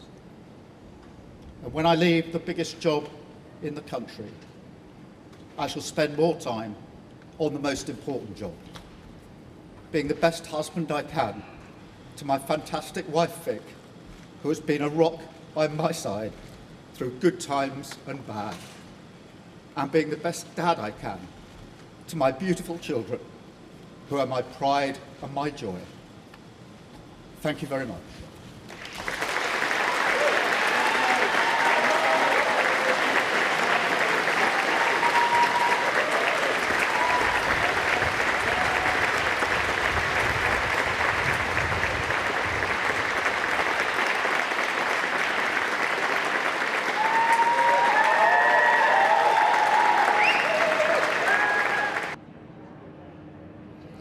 Keir Starmer there with his wife Vic, who he spent many hours with this weekend at Chequers discussing his position.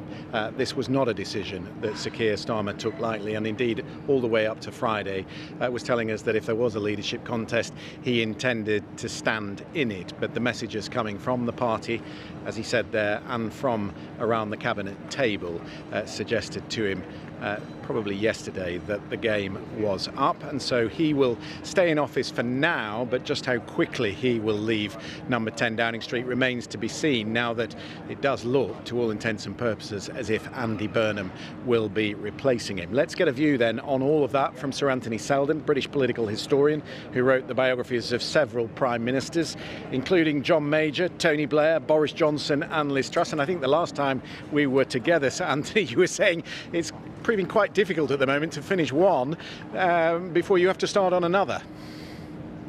Well, indeed, it's not good for the country to have this rate of churn. It's very bad internationally, it's very bad internally, and this shouldn't be happening. We came to power less than 2 years ago with 400 MPs, and no one in history has ever seen that kind of landslide dissipate so quickly. And there are lessons to be learned for Andy Burnham, if it is Andy Burnham. Otherwise, if we're in the same position in a year or two's time, we're back talking about another resignation speech outside Downing Street, then I think it's going to be very grim for the country. And the pace of that change has been fully demonstrated this morning. We've gone from a resignation to a contest to a West Streeting not taking part to Andy Burnham almost in office, coronated as the next Prime Minister. I wonder if you can think of any precedent for that. Has there ever been a situation back in history where someone who is elected in a by-election finds themselves in this position within a space of days, possibly weeks? Well, if there is, I can't think of one. It's the heir apparent is normally entirely obvious. So Gordon Brown when Tony Blair left, and Jim Callaghan when Harold Wilson, the Labour Prime Minister, stood down in 1976. They were already in cabinet in positions of ministerial responsibility. This kind of dash to a by-election is, I think, unique.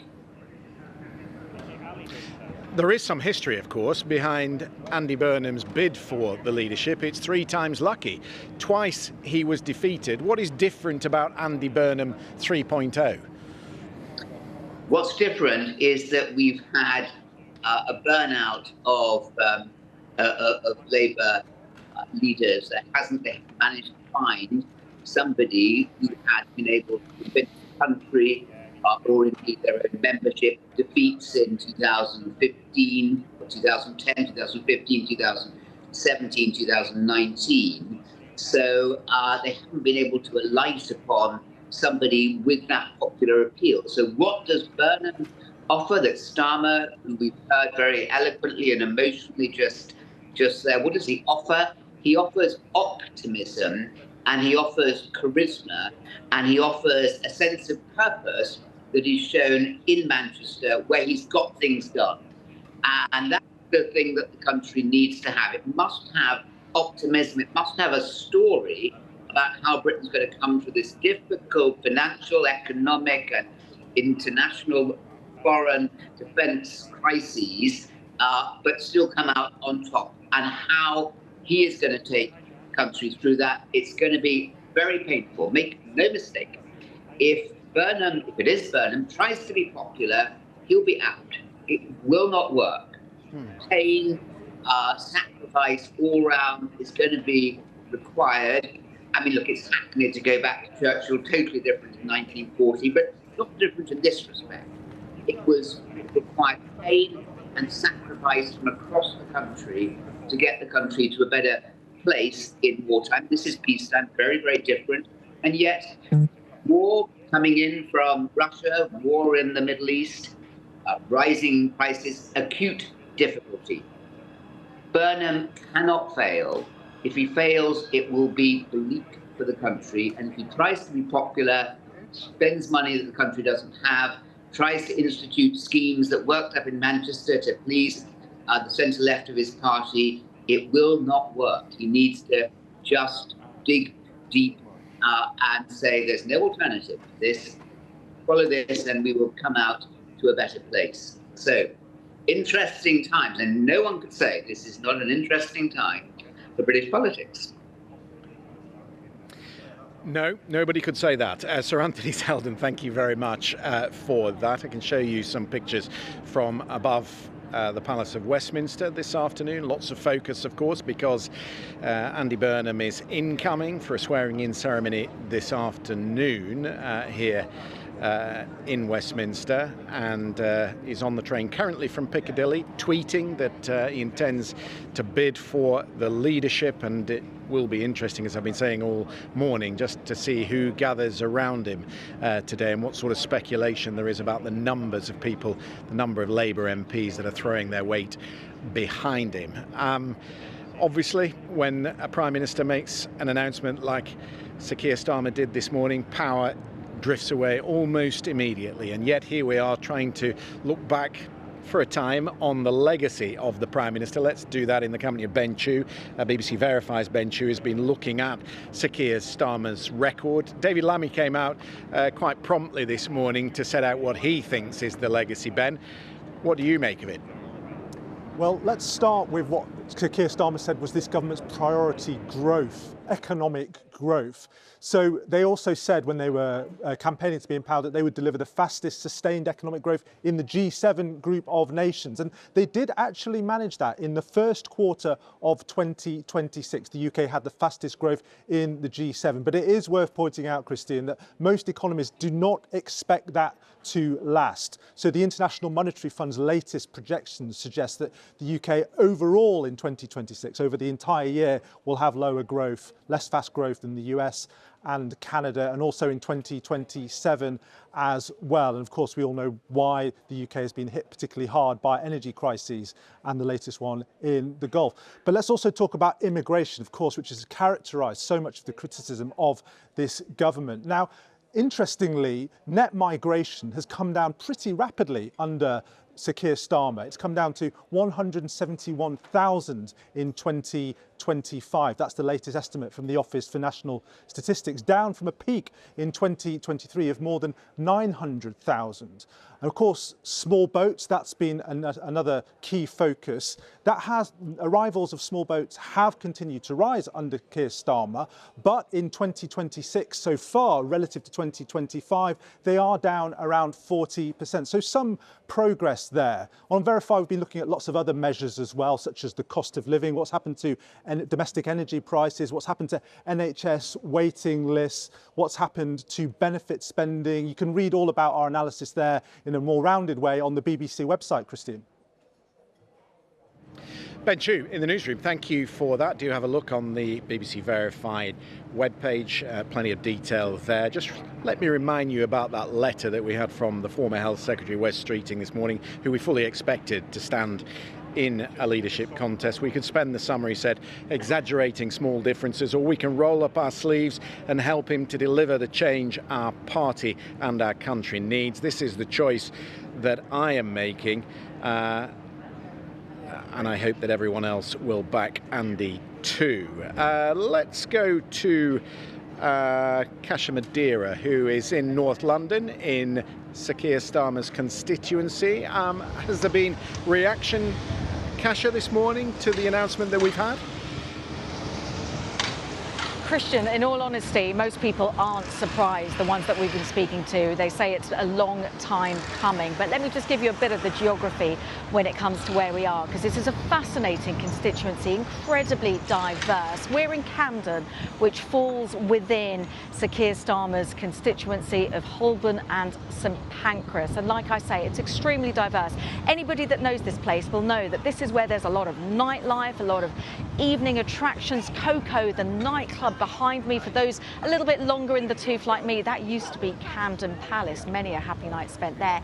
Just up the road, you've got Camden Market, which brings in tens of thousands of tourists. We've got also Euston falling within Sir Keir Starmer's constituency, and that is the train station where Andy Burnham is due to arrive shortly.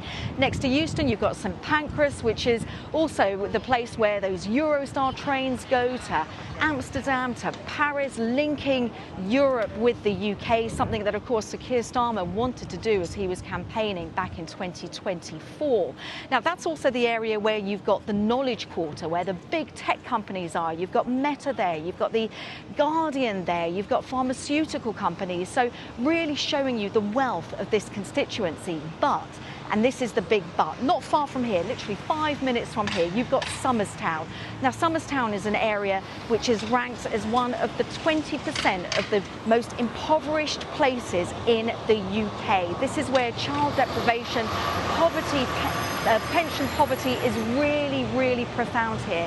And it's an area that Sir Keir Starmer regularly references to in order to give you that distinction, that real divide between the accumulated wealth within the capital and what people, the residents, places like Somerstown are really genuinely experiencing. So a mixed reaction. This place, there was a lot of upheaval when the faster speed network, HS2, was being built. And you heard people earlier on just telling us that they were really unhappy about Sir Keir Starmer and HS2 here. But we also heard from people who were saying that what else is a new leader genuinely going to bring? So a diverse constituency. Sir Keir Starmer has been MP here since 2015. He really had a large proportion, majority of the votes back in 2019, 30,000 majority, but in 2024 that dropped to just under 12,000. So it shows, despite him getting a big majority nationwide, his own personal majority did fall somewhat. Christian. Yeah, indeed so, Kasia, thank you very much. He won power in 2024 with a landslide majority of 172 seats, but never really converted that into public trust. By January this year, 75% of people held an unfavourable view of him, a net rating that was only matched by Liz Truss. With a look back on his time in number 10, here's Joe Pike. We said we would end the chaos, and we will. We said we would turn the page, and we have. Today we start the next chapter. The man who rose to power partly due to his opponent's struggles with standards has now been brought down after a series of his own misjudgments. Thank you. Appointing Peter Mandelson as US ambassador was perhaps the worst, yet it was a disastrous set of election results, the subsequent parliamentary mutiny and a looming leadership battle that eventually helped end Sir Keir Starmer's time at the top. His premiership, which started with a stunning electoral success.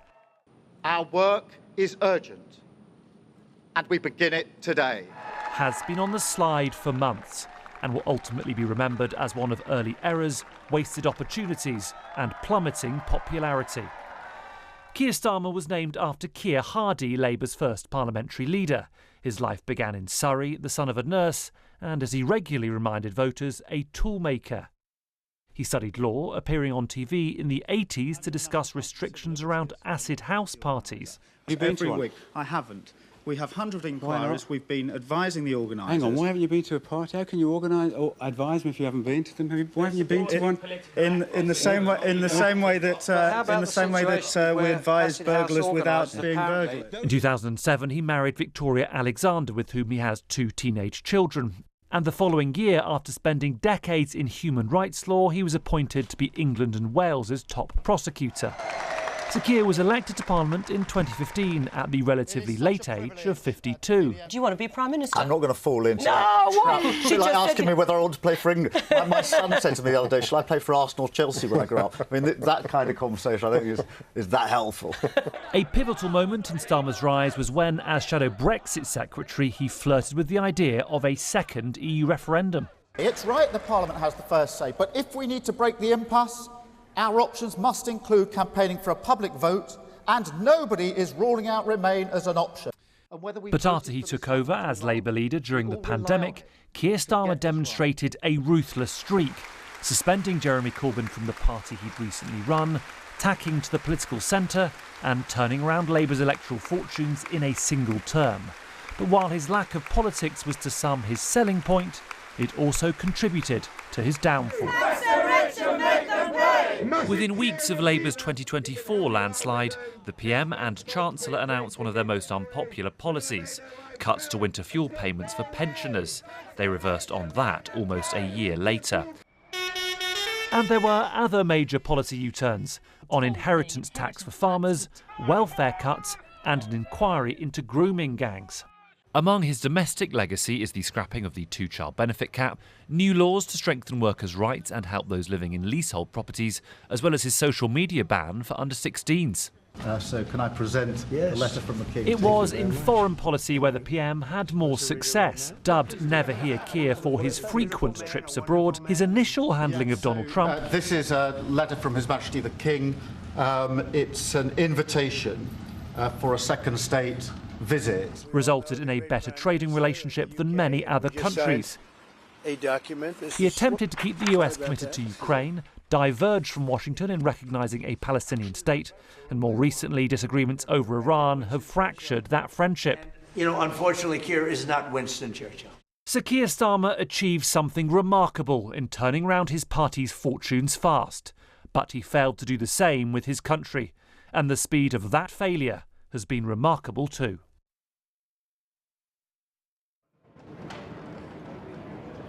Well, Nick Eardley is with me here at our live position in Downing Street just to reflect. We're reflecting on what happened over the last 2 years for Sir Keir Starmer, but we've had two Prime Ministers now, Boris Johnson and Sir Keir Starmer, that had huge majorities and were very quickly out of office. And both who, if you'd been here when they came into Downing Street, you could have thought would be there for a very long time. I remember being here a couple of years ago and it felt like Sir Keir Starmer had conquered all before him, and he was talking about 10 years in power, emulating Tony Blair and being a very long-serving Prime Minister. I mean, there is a theory doing the rounds in Westminster just now that a big majority is actually pretty dangerous for a Prime Minister because it allows the party to be a bit more rebellious. If you've got a big majority, some MPs will think, well, you know, we can push back a bit on that, we can push back a bit on this without necessarily bringing the house down.